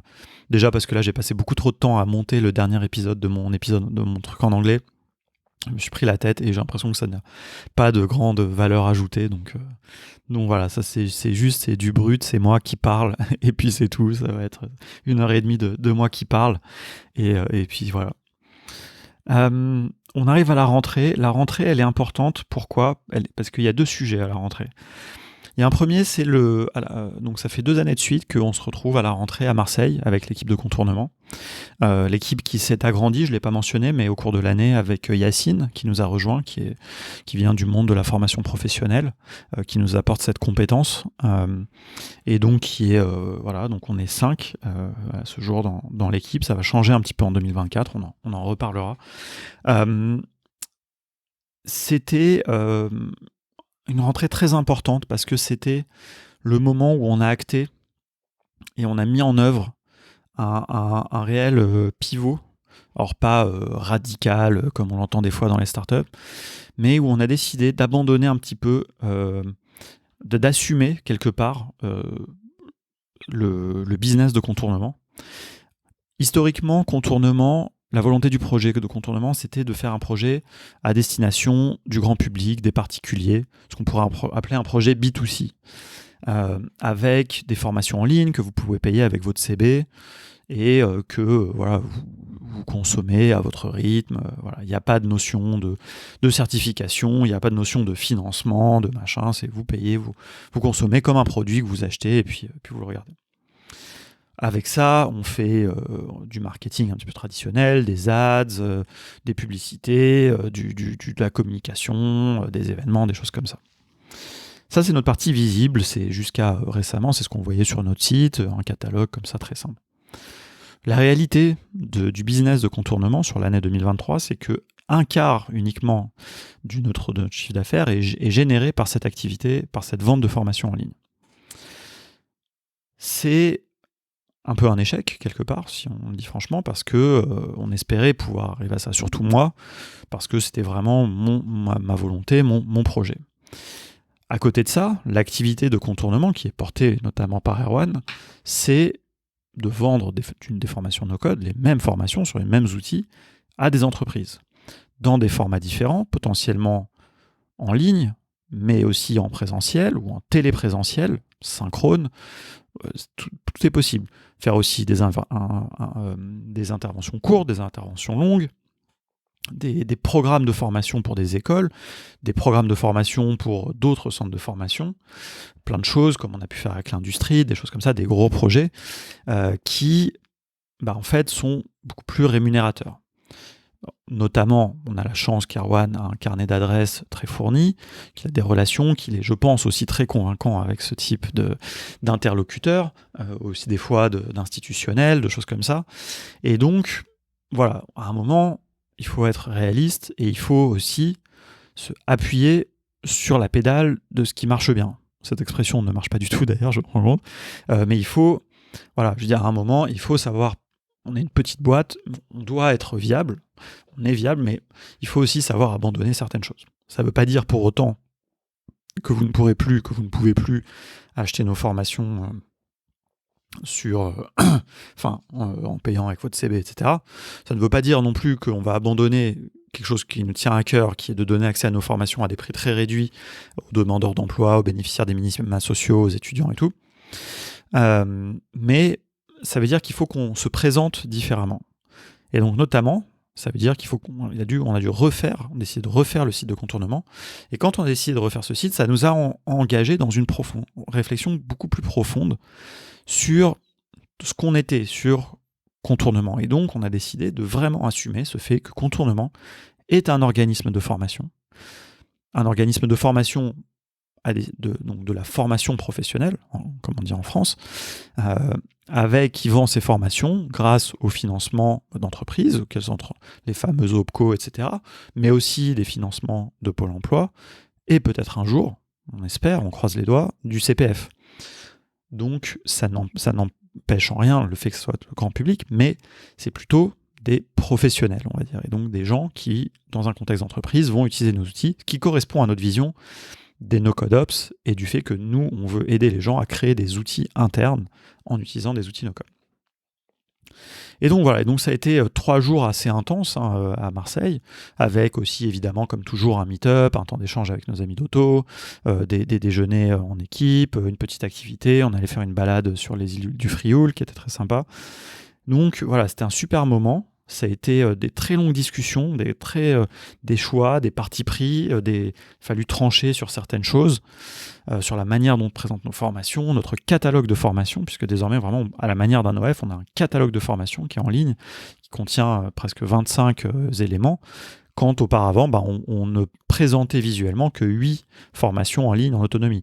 Mais ce qui était complètement passé à côté de ce que les entreprises pouvaient nous acheter, déjà le faisaient, mais qui n'était pas visible. Et donc on s'est dit, c'est dommage, il faut que ça soit visible, il faut que ça soit ça, le cœur de notre activité, et qu'on renforce ce côté-là.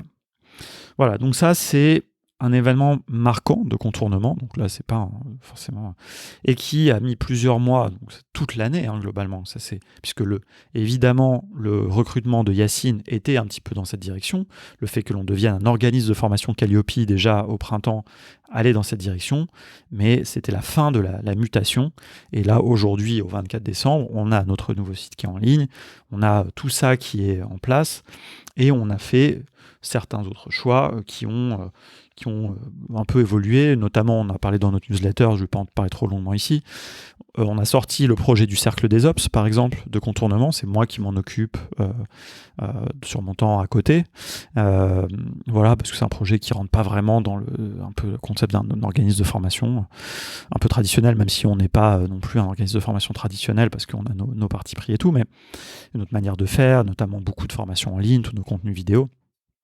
Mais voilà, on a fait des choix comme ça qui ne sont pas forcément toujours évidents, mais qui, je pense, assurent la pérennité du projet contournement, ce qui est la priorité absolue, évidemment, et le fait de pouvoir former un maximum de gens aux outils no-code. On continue évidemment notre formation gratuite en ligne, qui permet d'évangéliser énormément de gens, enfin voilà, tout ça continue à fond.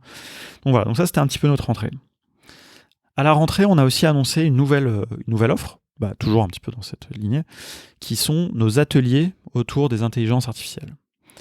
Génératives, je précise, intelligence artificielle générative, il faut bien faire la distinction. On ne fait pas de formation à l'intelligence artificielle en général, notre focus c'est les intelligences artificielles génératives. Parce qu'il faut faire attention, il ne faut pas dire n'importe quoi. Il y a des gens qui ont fait des très longues études pour comprendre les concepts des intelligences artificielles, etc. Et je trouve que le fait que tout le monde ait mis IA à la fin de leur nom de formation, etc., c'est un petit peu abusé, c'est un petit peu perturbant. Parce que finalement, aujourd'hui, et ça c'est ma troisième aparté sur les questions d'IA, ce qui est très important aujourd'hui, ce sont les usages des intelligences artificielles génératives. Personne ne vous forme à comprendre comment fonctionnent les modèles GPT. Personne ne vous forme à comprendre comment fonctionne ChatGPT. Et nous non plus, je veux dire, soyons très réalistes, parce que c'est des choses très compliquées, il y a des fondements mathématiques qui sont extrêmement complexes, il y a plein de choses, voilà. Et il y a plein de gens qui sont très bons d'ailleurs pour faire des abstractions, pour expliquer les réseaux de neurones, des choses comme ça. Allez les voir. Nous, ce qu'on a envie, c'est d'ajouter les intelligences artificielles génératives dans notre arsenal d'outils. Et évidemment, nous, on a des outils déjà. Airtable, Zapier, Make, que l'on interconnecte avec notre banque, Conto, qu'on interconnecte avec notre plateforme de formation, Podia, etc. Et finalement, les intelligences les IA génératives, je vais dire IA pour continuer, pour simplifier, mais voilà, vous avez compris que ça m'énerve un petit peu ce raccourci.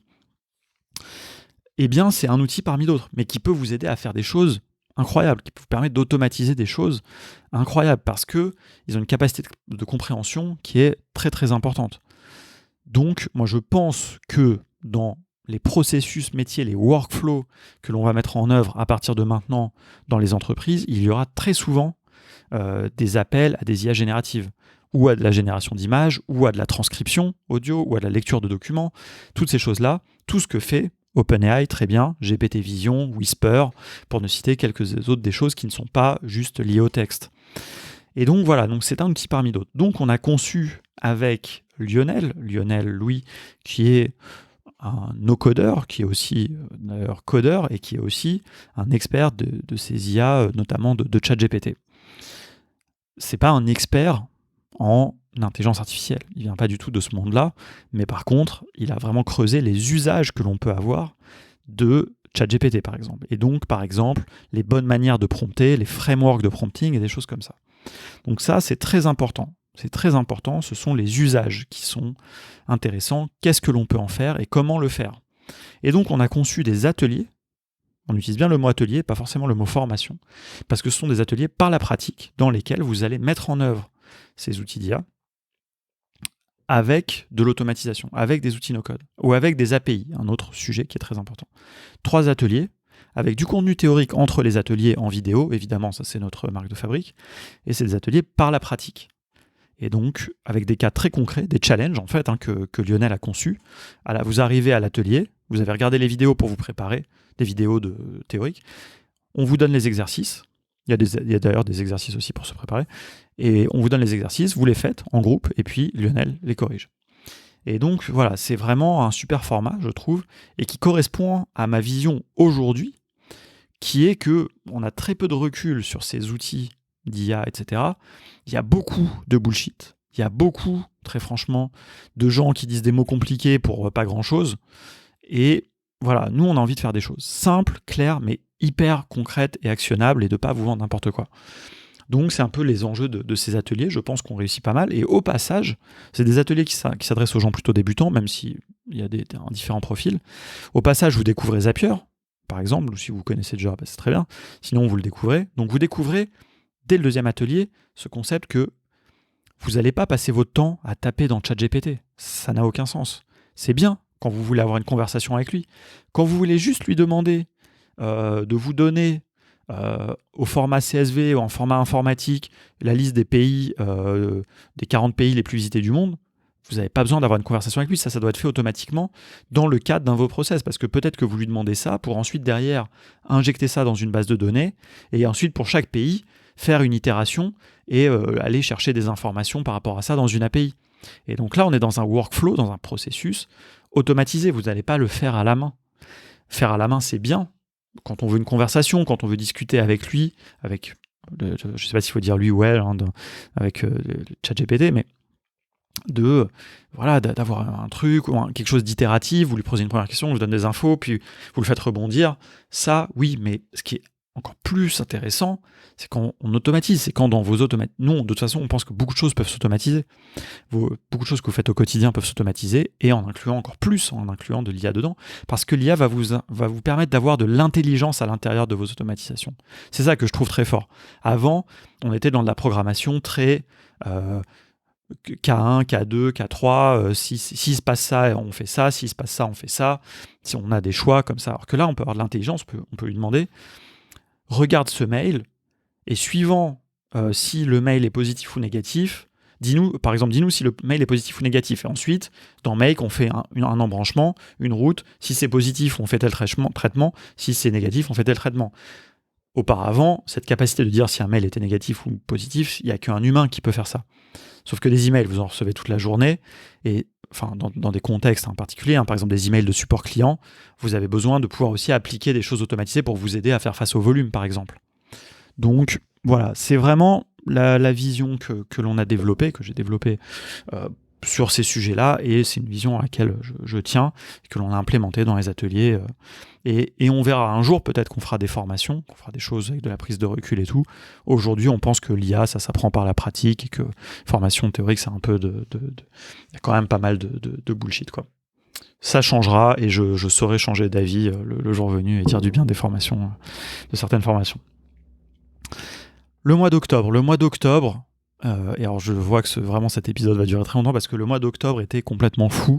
C'était le mois du no-code. C'était vraiment le mois du no-code. Et avant d'en parler, je pense qu'il va falloir vraiment que je fasse une petite pause pour boire un peu d'eau parce que là, ma gorge commence à être sèche. Allez, on est reparti. Si je savais faire, j'aurais bien mis un petit interlude musical ou un truc comme ça. Peut-être que c'est ça qu'il faut que je fasse l'année prochaine, que je fasse un...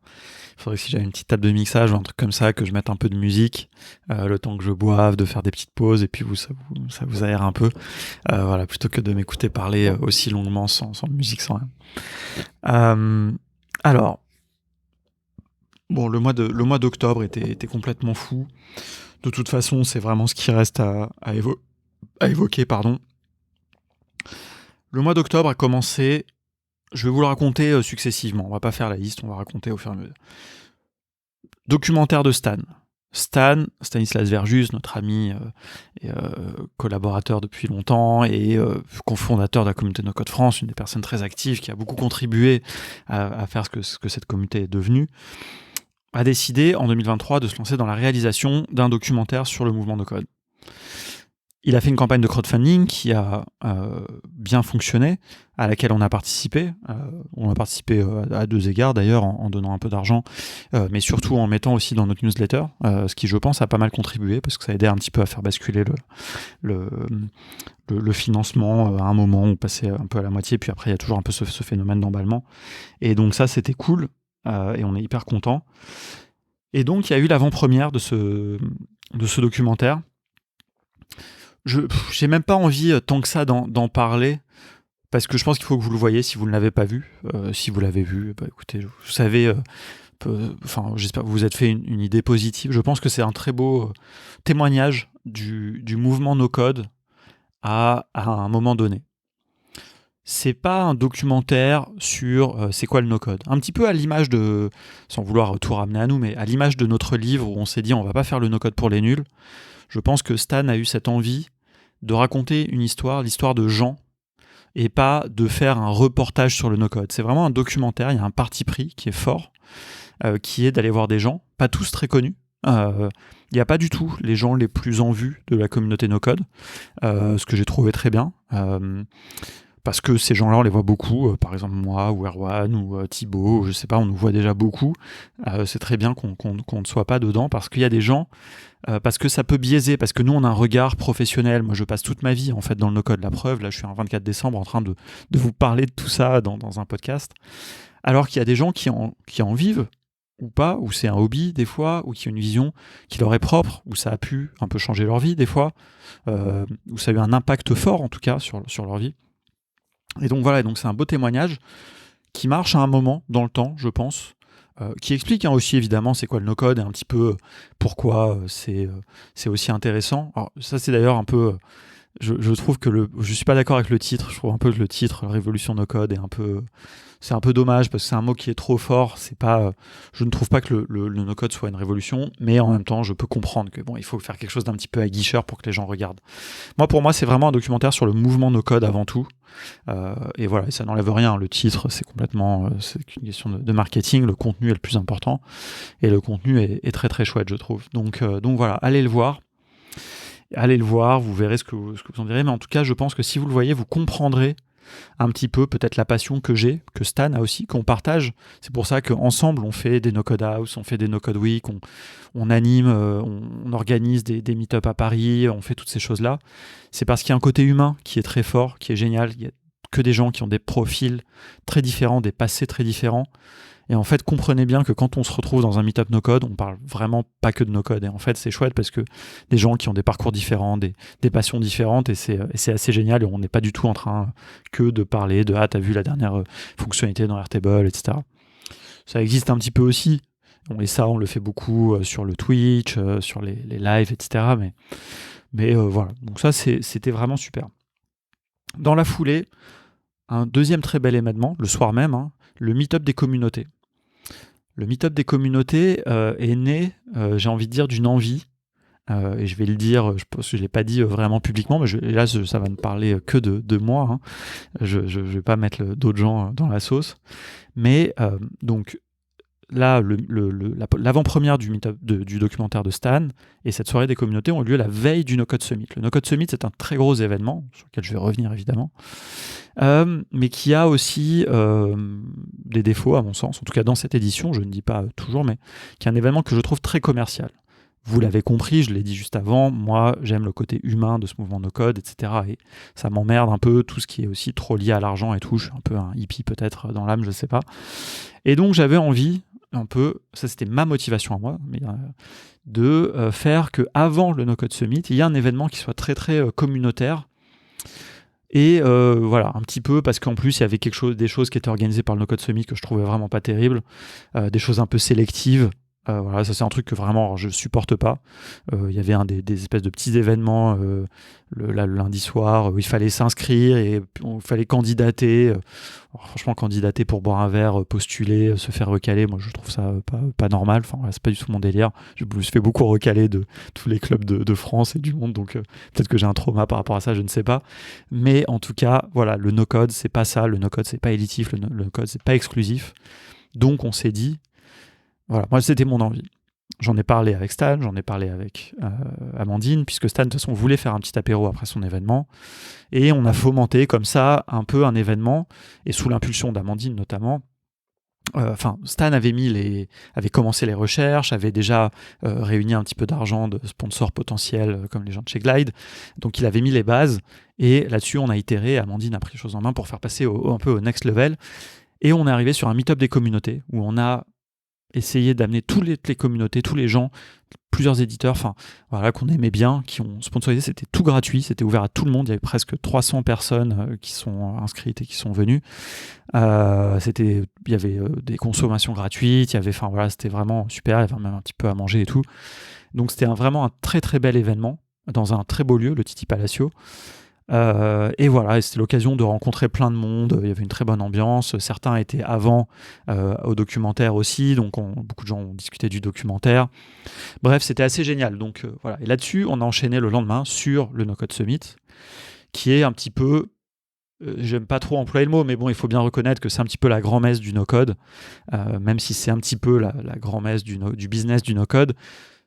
Ça n'empêche que c'est ouvert à tout le monde. C'est ouvert à tout le monde qui peut acheter une place, donc ça, bon, quelque part, c'est pas complètement ouvert à tout le monde, mais il y avait des places early bird, etc. Et puis au dernier moment, il y a eu plein de places qui ont été distribuées parce qu'il n'y avait pas assez de monde pour remplir. Donc, il y a plein de gens qui ont pu aller sans payer, etc. C'est un peu chiant pour les gens qui avaient payé. Je ne vais pas trop revenir sur cette petite controverse. Voilà, moi, j'ai trouvé que c'était pas très cool. Il y a des choses qui sont maladroites. C'est un événement titanesque à organiser. Je peux comprendre que c'est pas facile, donc je vais pas cracher dans la soupe. Et je pense qu'ils feront mieux l'année prochaine parce qu'on apprend de ses erreurs et voilà. Et donc il y avait 2500 personnes quasiment qui sont venues à Station F, donc le temple quand même des startups et de la tech à Paris. Et voilà, et c'était très franchement, d'un point de vue logistique et tout, moi je trouvais que c'était un très bel événement. Il y avait énormément de conférences. Alors, ce que je pourrais dire, à la limite, c'est qu'il y avait beaucoup de conférences de qualité. Il y avait aussi beaucoup de conférences. Toutes les conférences étaient sponsorisées. Je ne vais pas revenir là-dessus encore une fois, parce que ça, franchement, c'est un truc vraiment qui m'est pas, pour le coup, avec lequel je suis vraiment pas d'accord. Mais moi, encore une fois, je viens aussi un peu du monde des devs, de l'open source, de la tech, où il y a des conférences où il y avait personne qui était... il n'y a aucune conférence sponsorisée. C'est d'autres modes de fonctionnement, donc je sais qu'il faut aussi que je fasse attention. Il y a des conférences qui sont bien plus commerciales, mais si je prends quelque chose, encore une fois l'exemple du Web Today, on est peut-être sur un ratio de 50% de conférences qui sont liées aux sponsors, et une conférence sponsorisée ne veut pas dire forcément qu'elle n'est pas de qualité. Néanmoins, évidemment, ça biaise un peu le sujet. Donc, moi, je trouve que c'est bien aussi qu'il y ait une partie du contenu qui ne soit pas biaisée, quoi. Ce qui n'était pas le cas, du coup, au Summit, où c'était 100% quasiment sponsorisé. Il y en avait qui étaient très bien. Il y en avait énormément. Trop, je pense. Du coup, ça faisait qu'il y en avait aussi qui étaient beaucoup moins intéressantes. Il y avait des choses très basiques. Bon, voilà. Donc, mais voilà. Et surtout, ce qui me dérange, ce que je trouve dommage, ça me dérange pas, c'est que c'est très, très no-code, technique, use case. C'est un peu vendre le no-code. Mais il n'y avait pas de choses un petit peu plus... un petit peu sur la réflexion autour du no-code, sur des choses un petit peu plus prospectives, des choses un petit peu plus... l'éthique peut-être même, un petit peu l'impact social. Il y avait un petit peu quelques petites choses sur un petit peu l'impact social, parce que c'est un sujet un petit peu facile, un peu banal, mais et encore, enfin heureusement qu'il y avait au moins ça, quoi. Mais voilà, encore une fois, moi je je suis biaisé évidemment par mes envies et là je vais dans quelques jours à une conférence en Allemagne du Chaos Computer Club. C'est une conférence où il y a 15 000 personnes. C'est un énorme budget, c'est aussi un enjeu commercial. Néanmoins, aucune des conférences n'est sponsorisée. Et il y a des conférences sur l'éthique. Enfin, quand par exemple, quand ça parle d'IA, ça parle pas que de l'IA, de ChatGPT et de comment l'utiliser, quoi. Ça parle de, ok, quels sont les enjeux, qu'est-ce qu'on va faire avec ça, est-ce qu'il y a des failles de sécurité, est-ce que... Voilà. Bon. Bref, je dis pas qu'il faut faire ça. Le No Code Summit, moi de toute façon, je suis pas dans l'organisation. Je vous donne du contexte pour que vous compreniez aussi ma vision un petit peu sur cet événement. Néanmoins, j'étais très content d'y être. Voilà, on avait acheté nos places, donc voilà, on était content d'y être. On était content de voir du monde, de voir des clients, de voir des partenaires. Évidemment, ça a vraiment cette vertu-là. J'ai vu un peu de contenu aussi qui était intéressant. Donc voilà, c'était un très bel événement. Je pense que l'année prochaine, ça pourra être encore mieux. Peut-être qu'on arrivera avec l'association No Code France à enfin un petit peu faire quelque chose avec le syndicat du No Code qui organise cet événement. Et puis peut-être qu'on arrivera à la 3e édition un petit peu à quelque chose qui, certes, évidemment, est un événement commercial, mais où un petit peu on peut retrouver des choses un petit peu plus communautaires, un petit peu plus ouvertes. On verra bien, mais je pense en tout cas sincèrement qu'il y a aussi cette envie-là de leur côté. Je ne vais pas leur prêter non plus que des mauvaises intentions, même si voilà, là il y avait quand même des choses un petit peu d'un point de vue commercial, un peu agressives et tout sur le truc, mais bon, c'est la vie, c'est comme ça. Si je suis pas obligé d'y aller non plus, donc je ne veux pas non plus critiquer. Et ensuite, j'étais à Londres. Voilà, un autre événement qui peut servir un petit peu de comparaison, qui était la Webflow Conf, qui était un événement très très sympa. C'est sur une journée, ils avaient fait un truc un peu compliqué, ils avaient fait une conférence dans plusieurs villes. Là, c'était l'édition de Londres, c'était la dernière. Mais c'était très très bien organisé, c'était très sympa, c'était gratuit, c'était tout gratuit, un apéro le soir, il y avait plein de trucs la journée et tout. Alors on peut dire oui, évidemment Webflow ils ont beaucoup d'argent et tout ça, néanmoins bon, c'est pas parce qu'ils ont beaucoup d'argent qu'ils sont forcément très bons en organisation d'événements, c'est juste je pense qu'ils y mettent du cœur, je pense qu'ils sont sincères dans leur démarche, ne serait-ce que pour avoir, voilà, ils sont très accessibles. On a pu parler un petit peu avec Vlad Magdalene, un des cofondateurs. C'était un super événement. J'ai rencontré Aaron Korenblit, voilà, qui est canadien, qui travaille chez Webflow, mais qui est aussi un expert Airtable, qui est quelqu'un de passionnant que j'ai interviewé dans mon podcast. Vraiment qui est super. Enfin, j'adorais, on va dire, sa personnalité en ligne, mais là de le rencontrer en vrai, de pouvoir passer un petit peu de temps avec lui, et même encore une fois après à Paris, ils sont venus à Paris après pour un événement qui s'est fait dans la foulée, qui était organisé par Théo. C'était aussi super. Voilà, aussi un autre événement super. Bravo à Théo, qui anime la communauté française de Webflow à travers son club Init. Voilà, c'était 2 très beaux événements. Moi, je suis pas un Webflower. Mais quelque part, des fois, j'aimerais bien. C'est pas du tout mon domaine, ma vision du no-code, etc. Mais parce que je trouve que c'est une très belle marque. Ils font pas tout bien parfaitement, mais ils savent aussi le dire. Ils savent aussi mettre en pause des choses dans lesquelles ils se sont un peu trop précipités, notamment des fonctionnalités. Ça, c'est quelque chose que j'ai trouvé très impressionnant. Ils en parlent de manière assez transparente. Ils répondent aux questions de manière transparente. Donc franchement, je pense que c'est un avenir. Ils ont une vision très claire aujourd'hui, qui n'a peut-être pas toujours été, où ils ont un petit peu... Mais voilà, Webflow, c'est le web design professionnel. C'est pas pour construire des applications, c'est pour construire du web, pas que des sites web. Comme le dit quelqu'un avec qui j'ai échangé récemment, Sarkis Boutadian, il dit c'est pas website flow, c'est webflow, donc c'est pour construire des interfaces web, mais pas pour construire des back-ends, etc. Même s'il y a un CMS et tout. Mais c'est pour construire du design web, c'est pour construire des interactions, c'est pour construire des animations, c'est pour construire des choses très belles, ça peut être aussi juste très fonctionnel, mais vous avez toute la puissance du HTML et du CSS dans vos mains avec Webflow, et ça je trouve ça assez fascinant, et cette vision-là c'est celle qu'ils veulent implémenter, faire le pont aussi avec les développeurs et tout, et donc c'est juste incroyable, quoi. Voilà. Je pourrais vous en parler plus longuement, mais bon, Honnêtement, c'est encore une fois, hein, c'est pas non plus un sujet qui me touche directement. J'étais content d'y aller, j'étais un petit peu comme un intrus. J'étais là un petit peu plus au titre de chroniqueur du no-code, mais j'ai rencontré des gens très sympas, aussi des Français, des webflowers français, des agences, les gens de Meka, les gens de Petit Hack, tout ça qui sont hyper cool. Évidemment Théo aussi, hein, ça m'a fait plaisir aussi de partager l'appart avec Théo pendant 2 jours à Londres, c'était sympa aussi. C'est le côté plus humain. Enfin, Théo, c'est pareil, on se connaît mine de rien depuis les tout débuts de Contournement. Donc voilà, on a quand même un peu ce trajet commun. Moi, j'aime beaucoup ce qu'il fait. Des fois, ça m'inspire. On se parle souvent, hein, parce qu'on a des trajectoires un peu communes. On s'est posé des questions sur la partie communauté, sur la formation. On l'a un petit peu aidé au début sur la formation en ligne. Et puis après, il a fait des choses. Enfin, sa production vidéo, par exemple, passe de très très loin à la nôtre, et ça m'inspire aussi. Des choses comme ça, les lives, toute l'énergie qu'il met à animer sa communauté.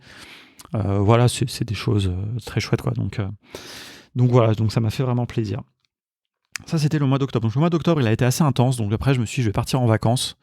Et donc, le lendemain de la Webflow Conf à Paris, je suis parti en Thaïlande. Je suis parti. Alors, il y a un petit lien avec le no-code, mais pas trop. Mais il y a un petit lien au début, c'est que je suis parti avec Lilian. Lilian, c'est Voumian, que vous connaissez peut-être de la communauté. Enfin, avec qui on fait une formation à Make, donc un expert Make, voilà, très présent, très actif, une présence forte, on va dire, sur LinkedIn. On aime, on n'aime pas. Moi, des fois, j'aime beaucoup en général, et puis des fois, je me dis un petit post un petit post LinkedIn où il a un peu dépassé la barre, mais bon, c'est pas grave. Ça fait partie aussi du personnage. Voilà, et on est partis ensemble parce que, en fait, on s'est tombé qu'on voulait prendre des vacances au même moment. On n'a pas parlé de no-code, très franchement, quasiment pendant 2 semaines. On en a parlé un petit peu sur la fin parce qu'il fallait qu'on parle un petit peu de nos projets communs et tout. Mais voilà, c'était cool, on a bien rigolé, on a pris des vacances où on n'a pas du tout travaillé, rien pendant 2 semaines. On était à la plage, on était visiter les temples d'Angkor Wat, qui sont absolument somptueux. On était un peu à Bangkok, on a fait de la boxe thaï à Bangkok. Voilà, Lilian n'a pas trop aimé d'ailleurs la boxe thaï. Voilà, moi j'ai beaucoup aimé, ça fait longtemps que j'en fais. Et voilà, et puis moi je suis ensuite allé à Chiang Mai tout seul pendant 10 jours pour télétravailler de là-bas, d'une part, ça c'était assez cool, et aussi pour rencontrer un no-codeur très connu si vous faites du Webflow, peut-être, ou si vous vous intéressez au no-code en général, qui est Sako, Sarkis Boutanian, qui a fait un truc fou il y a quelques années, l'année dernière je crois. Il a reproduit, d'abord il a reproduit l'interface le logiciel PlayStation, dans la console PlayStation, sur Webflow. Et puis ensuite il a reproduit toutes les interfaces de jeu de Civilization 6 dans Webflow. Tout fonctionne au pixel près, c'est juste hallucinant. Et il l'a fait pour démontrer que c'était possible, pour démontrer la puissance de Webflow, pour démontrer la puissance aussi du no-code en général.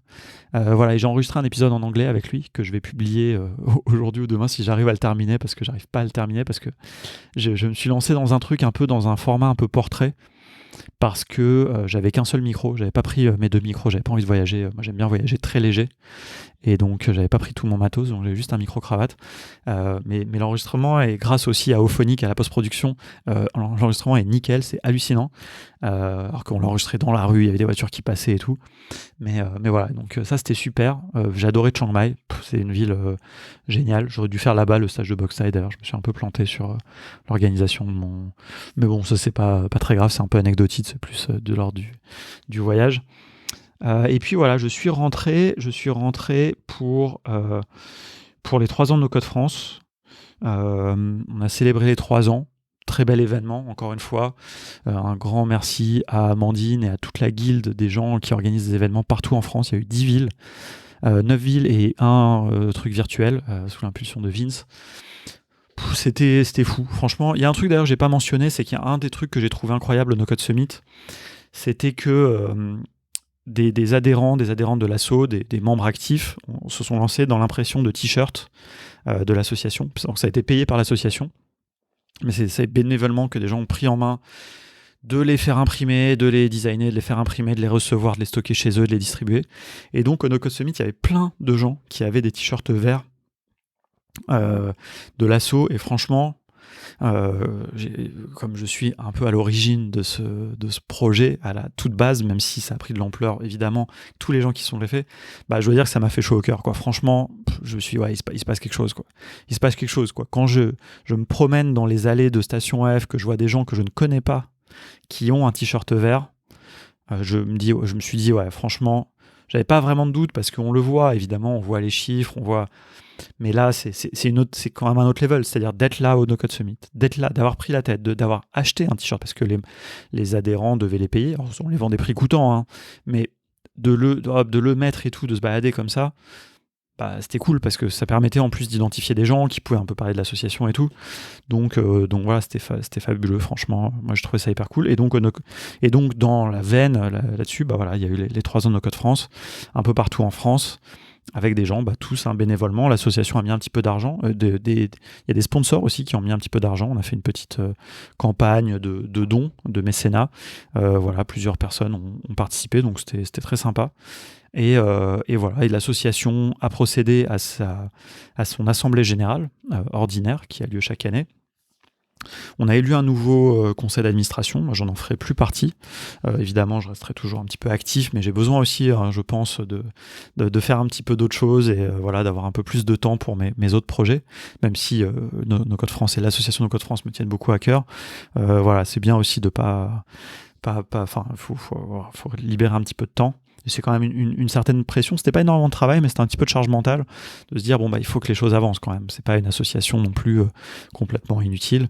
Il y a beaucoup de gens dans l'association, il y a beaucoup de membres, il y a beaucoup de membres dans la communauté. Donc voilà. Et mais ça avance, c'est super. Il y a plein de choses. Il y a un petit CA. Il n'y a pas eu assez de candidats. Il y a que 4 personnes qui sont présentées, qui ont été élues. Mais c'est 4 personnes qui sont super.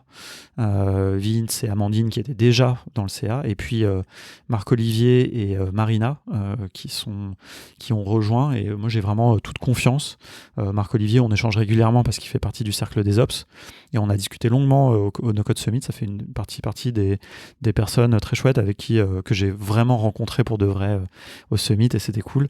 Et Marina, on se connaît un petit peu aussi depuis un moment. C'est une personne qui est active dans la communauté depuis un moment, et je suis très content qu'elle ait choisi de franchir ce pas, de s'impliquer encore un petit peu plus, parce qu'elle a plein d'idées, plein de choses, elle a une super personnalité, donc voilà, moi j'ai hâte de voir comment ça va se passer. Et puis évidemment, je l'ai dit pendant plein de lives et tout, mais ce qui est hyper important, c'est que cette association, il y a ce conseil d'administration qui est là un petit peu dans les coulisses, en quelque sorte, pas du tout pour la représentation, mais pour œuvrer en coulisses pour que tout fonctionne bien. Mais il y a surtout des membres, des adhérents, des adhérentes hyper motivés, qui font des choses super. Je pense à Pierre Simonin, évidemment, qui a fait énormément pour l'association cette année. Je pense aussi à Samantha, qui a fait énormément de choses. Je pense aussi à Baudouin. Je pense aussi à Martial, à plein de personnes. J'aurais pas dû me lancer dans l'énumération parce que je vais oublier des gens. Adrien aussi, qui a participé. Tous les gens du Twitch, Stan évidemment, j'en ai parlé plusieurs fois. Qui est-ce qu'il y en a d'autres? Manon aussi, qui essaye un petit peu de faire avancer la guilde, la question autour de la diversité et l'inclusion. Voilà, plein de gens, désolé à ceux que j'oublie. Des nouvelles personnes qui ont surgi, qui ont donné des coups de main, qui s'investissent, des gens qui donnent leur avis, qui sont là dans les guildes, qui contribuent. Voilà, qu'on croise au meet-up tout le temps, voilà, Mathilda, Seb, voilà, enfin plein de gens voilà, qui contribuent à leur échelle à plein de moments, et toujours dans la joie, la bonne humeur, et ça c'est hyper important, parce que voilà, il faut pas que des gens qui sont là pour s'assurer des process administratifs et tout, mais il faut aussi juste des gens qui apportent de l'énergie et qui mènent des actions concrètes, aussi petites soient-elles. Voilà, je sais pas, Seb par exemple, il a généré un petit fond d'écran, enfin une petite image qui peut servir de fond pour les lives, et franchement je trouve ça très chouette. Voilà, c'est une petite action complètement bénévole, et sans ça personne n'a rien demandé, et voilà. Et puis je crois que Pierre l'a utilisé pendant un live et tout, et donc voilà, c'est cool. C'est des petites choses comme ça, quoi, moi qui m'emplissent de joie et qui me donnent de la motivation. Voilà, je m'étais noté d'autres choses, mais là ça fait quand même déjà un très long épisode, et en plus j'ai bientôt un rendez-vous, donc je vais devoir quand même profiter de ma journée. J'avais envie un peu de faire un bilan du podcast, mais en même temps, peut-être que je le ferai plus sous la forme d'un édito pour commencer l'année, ou je sais pas, parce que j'ai introduit cette notion, ce concept d'édito aussi dans les épisodes de podcast. J'ai fait beaucoup moins d'épisodes cette année. Je l'ai dit à plusieurs reprises, j'ai eu un petit passage à vide après avoir passé les 100 épisodes. Enfin, pas un passage à vide, mais juste, je sais pas, j'ai un peu moins la motivation. Il y a le podcast de l'Asso, les portraits du no-code, qui est super. Ben, Xavier, j'ai oublié de citer Ben d'ailleurs tout à l'heure, évidemment, dans les gens actifs de l'association. Et Joyce, évidemment aussi. Mais voilà, Ben, Jocelyne et Xavier qui font les portraits du no-code, c'est une super initiative. Donc voilà, c'est bien qu'il y ait plein de contenus, de podcasts sur le no-code. Ça enlève un peu la pression aussi. Moi, ça m'a tellement enlevé, je me suis dit, bon, j'ai arrêté un peu de faire des épisodes. Et puis, je me mets un peu la pression aussi pour essayer de toujours trouver des invités intéressants, des angles un petit peu quand j'invite des gens et tout. Donc voilà, mais j'aimerais bien, c'est aussi peut-être avec le temps que je vais un petit peu récupérer, de pouvoir être un petit peu régulier. Mon objectif pour 2024, ça serait 2 par mois. 2 par mois, ça serait bien, avec des petites pauses de temps en temps, mais 2 par mois, ça serait pas mal. On va essayer. J'ai une longue liste de gens que je veux inviter, donc voilà. Bon, écoutez, merci beaucoup. Si vous avez écouté cet épisode jusqu'au bout, n'hésitez pas à m'envoyer un petit arbre de Noël comme emoji. Voilà, ça fait longtemps que j'ai pas fait le truc des emojis à la fin, parce qu'en plus j'ai arrêté de faire des conclusions à chaque épisode pour un peu améliorer la productivité, enfin le process de création des épisodes. Je fais plus l'intro et l'outro, c'est des segments statiques, donc voilà, mais voilà, j'aimais bien ce petit truc de dire, si vous avez écouté jusqu'au bout, envoyez-moi un petit message avec un petit emoji, même pas de message si vous voulez, juste vous m'envoyez le petit emoji de l'arbre de Noël, ou d'un autre arbre si vous préférez, d'un palmier ou du sapin sans les décorations. Voilà, vous pouvez le mettre juste en commentaire quand je posterai ça sur le Slack de No Code France. Et puis voilà, 1h40, je vous souhaite de bonnes fêtes de fin d'année, même si vous écouterez ça probablement après les fêtes ou entre les fêtes. Enfin voilà, en tout cas, une bonne fin d'année, une bonne début d'année 2024 si vous écoutez ça en 2024. Et puis on se retrouvera, j'espère qu'on se rencontrera pendant un événement. N'hésitez pas à venir me voir si vous écoutez le podcast. J'ai d'ailleurs retrouvé récemment Arnaud, pour l'anecdote, qui écoute peut-être d'ailleurs, j'avais raconté dans l'épisode 100 cette anecdote de quand j'avais rencontré Arnaud sur la piste de danse à 2h du matin au Web Today, et qu'il m'avait parlé de mon podcast et que je m'y attendais pas forcément. Et c'est drôle, et je savais pas comment il s'appelait, j'avais perdu son prénom, alors qu'en plus on se connaissait en ligne, mais des fois j'arrive pas à faire le lien entre les gens que je rencontre et les gens que je connais en ligne. Et en fait, on s'est retrouvés assis côte à côte à un meet-up il y a quelques jours. Et voilà, en plus je l'ai pas reconnu directement, pas la même coupe de cheveux. Et voilà, et enfin j'ai un peu élucidé au bout d'un an, 1 an et demi même après, voilà, qui était cet inconnu à qui on a brièvement parlé du podcast sur la piste de danse du Web Today 2022 dans un état pas très clair. Donc voilà, donc c'était rigolo, c'était un petit peu la petite anecdote de fin pour ceux qui ont écouté vraiment jusqu'au bout, et notamment toi Arnaud, si tu as écouté jusqu'au bout, c'est une petite dédicace. Voilà, j'ai trouvé ça drôle de se retrouver assis côte à côte mardi. Écoutez, merci à vous et à bientôt. 1h40, je pense que c'est pas mal, on peut s'arrêter là.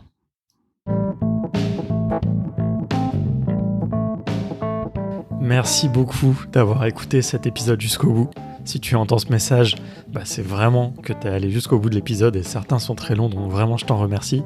Il ne me reste qu'à te souhaiter une bonne semaine en attendant le prochain épisode. Si jamais tu veux être sûr de ne pas le rater, je te recommande de t'abonner dans ton outil de podcast préféré. Et si vraiment ça t'a plu, mais genre vraiment, et que tu as envie de me faire plaisir, n'hésite pas à envoyer cet épisode à 2 personnes à qui tu penses que ça peut l'intéresser. Même déjà une, ça sera très bien. Je dis 2 pour copier le fameux gimmick de génération Do It Yourself. Allez, à bientôt.